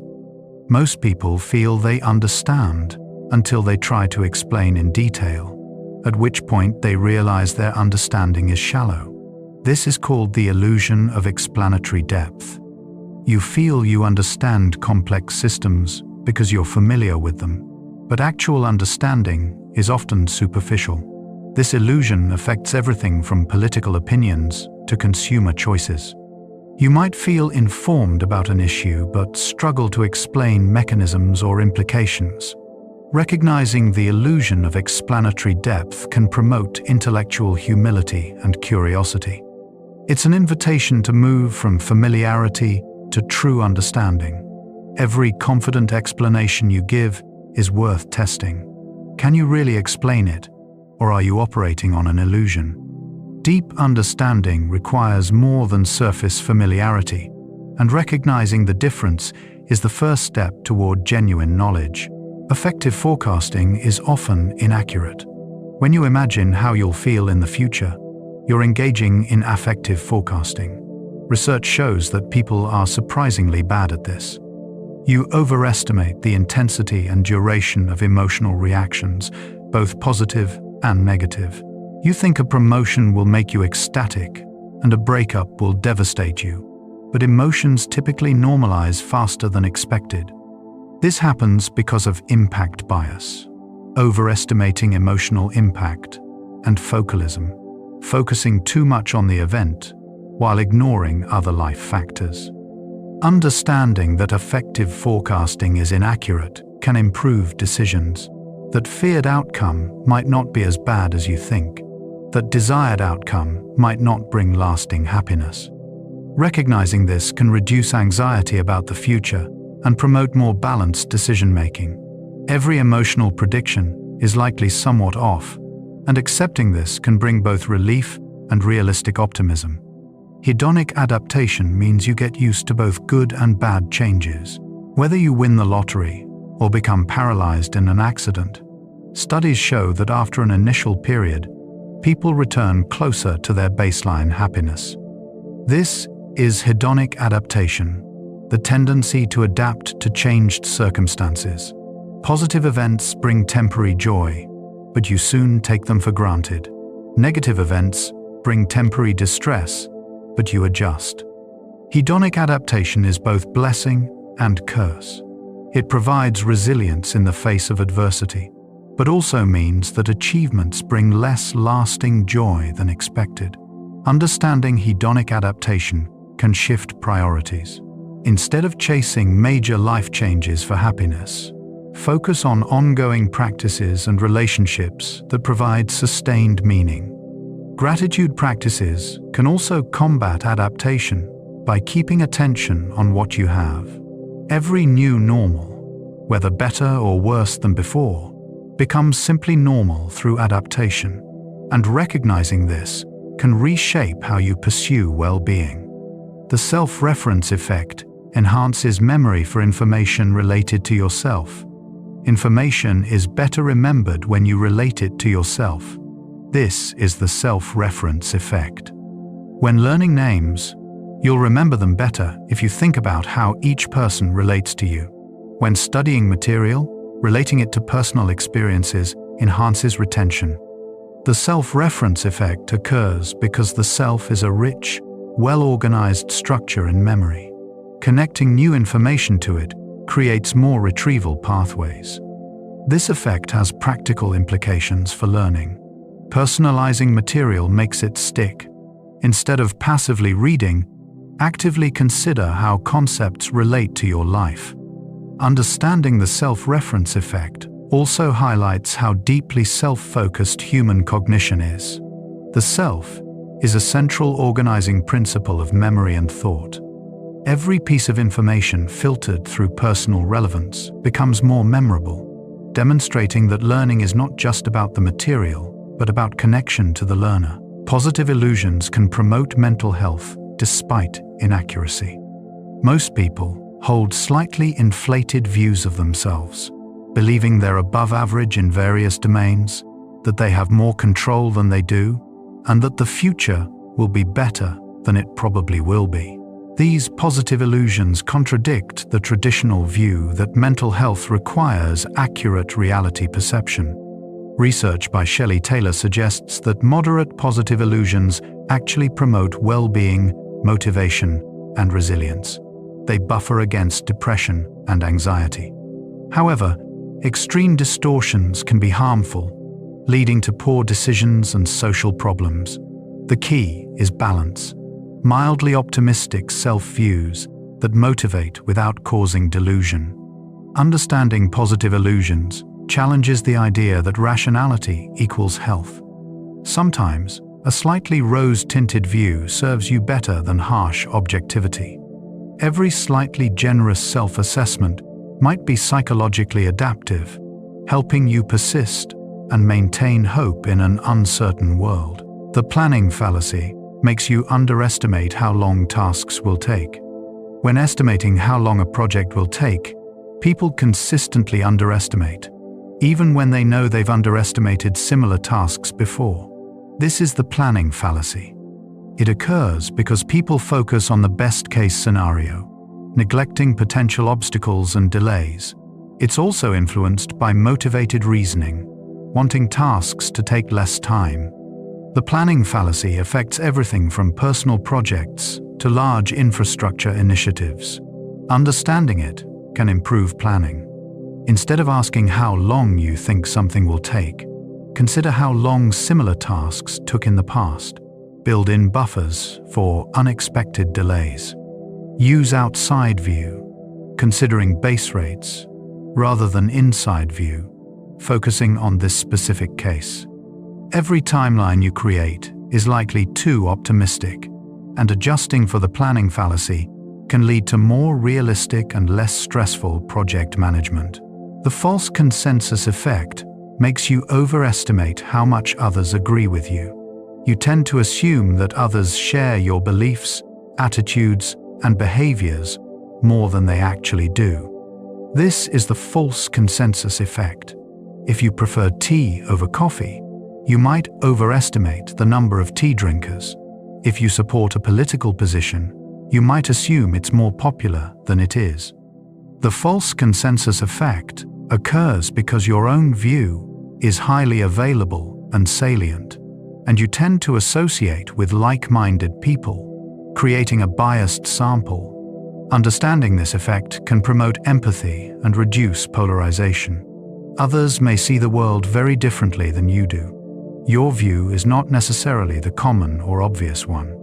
Recognizing that you might be in the minority, even when you assume consensus, can foster intellectual humility. Every assumption of agreement is worth questioning, opening space for genuine understanding of diverse perspectives. The projection bias makes you overestimate the stability of your preferences. When you're hungry, you stock up on groceries, buying more than you need. This happens because of projection bias, the tendency to project your current preferences onto your future self.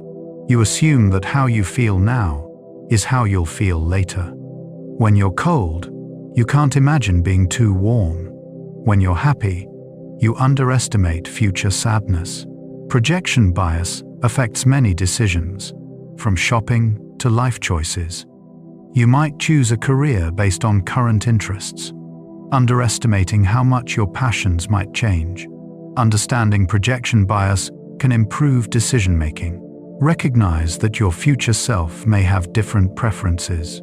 Try to make decisions that account for variability in your states and preferences. Every current feeling is temporary, and decisions based on assuming that feeling will persist often lead to regret. Schemas help you organize knowledge, but can lead to stereotyping. Schemas are mental frameworks that organize knowledge about the world. You have schemas for objects, like what a dog is, events, like what happens at a restaurant, and people, like stereotypes about groups. Schemas are essential for efficient processing.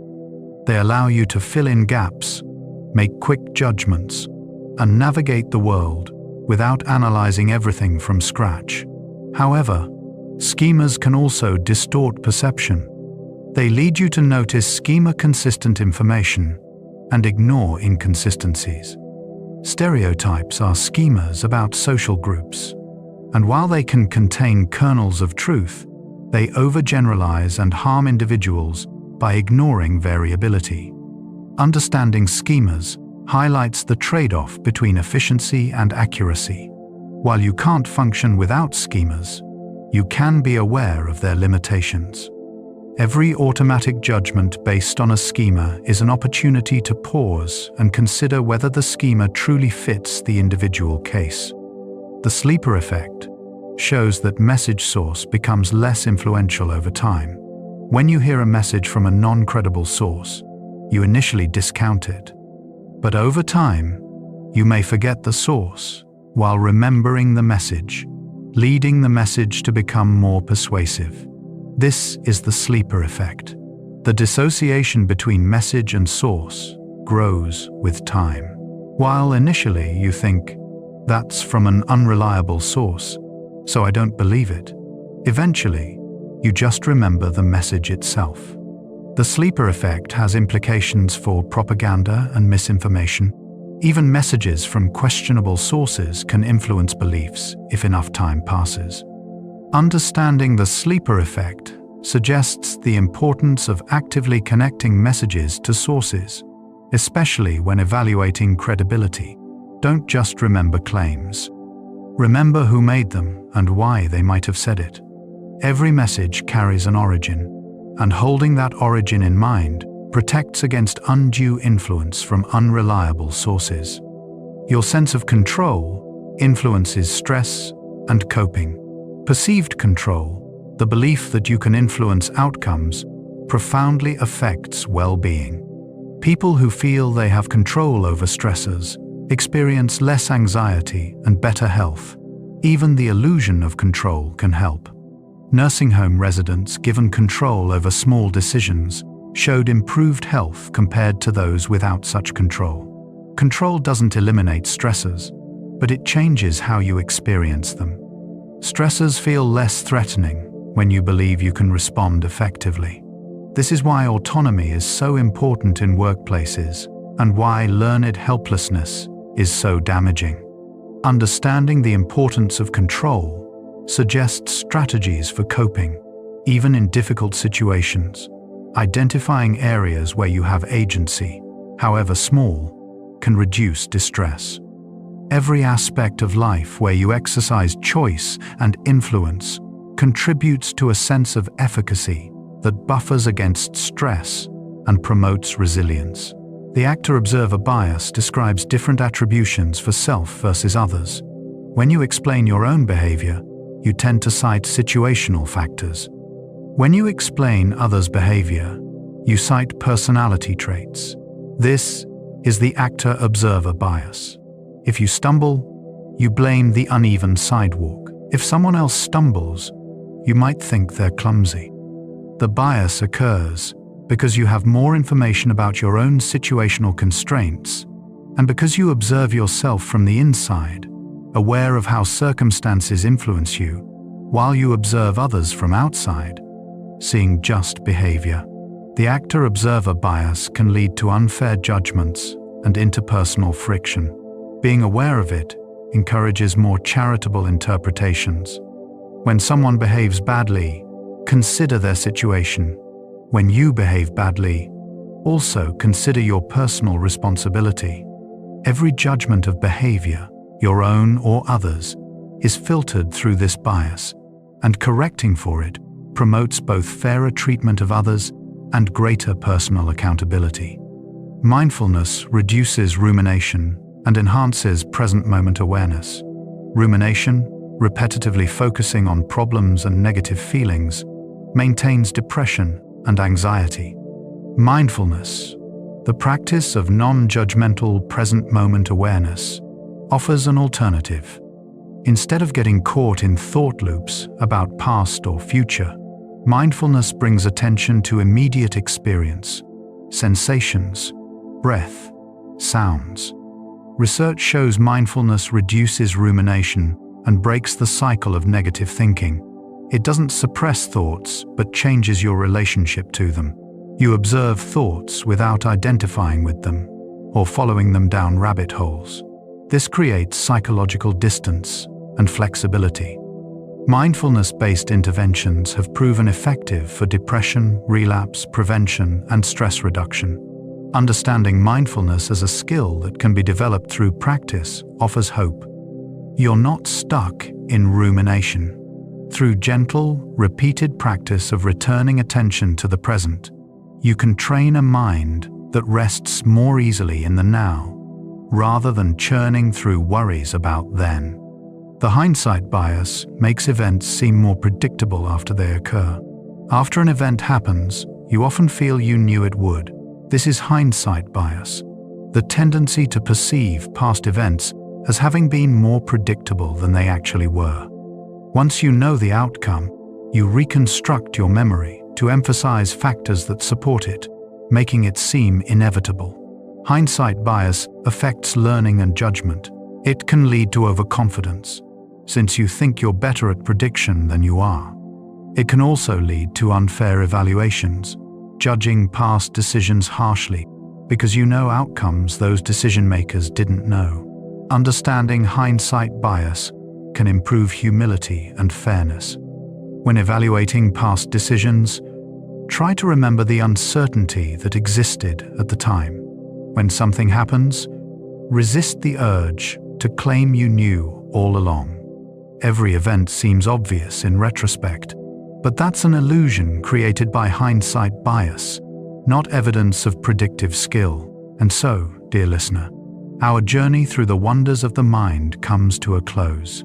From the patterns of neural firing to the subtle influences of social context, from the biases that shape perception to the emotions that color experience, we have wandered together through the landscape of human psychology.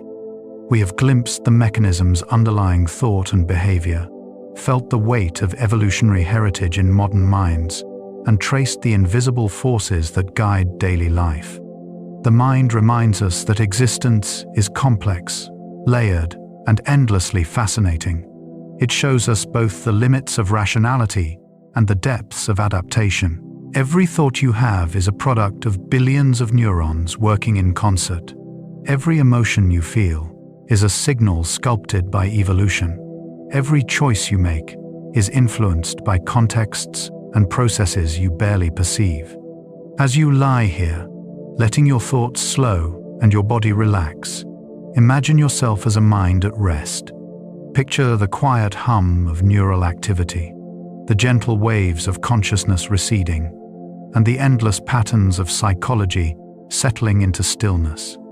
See the connections between neurons, synapses firing in diminishing cascades, thoughts drifting like leaves on a quiet stream, all of it flowing into peace, into rest, into dreams.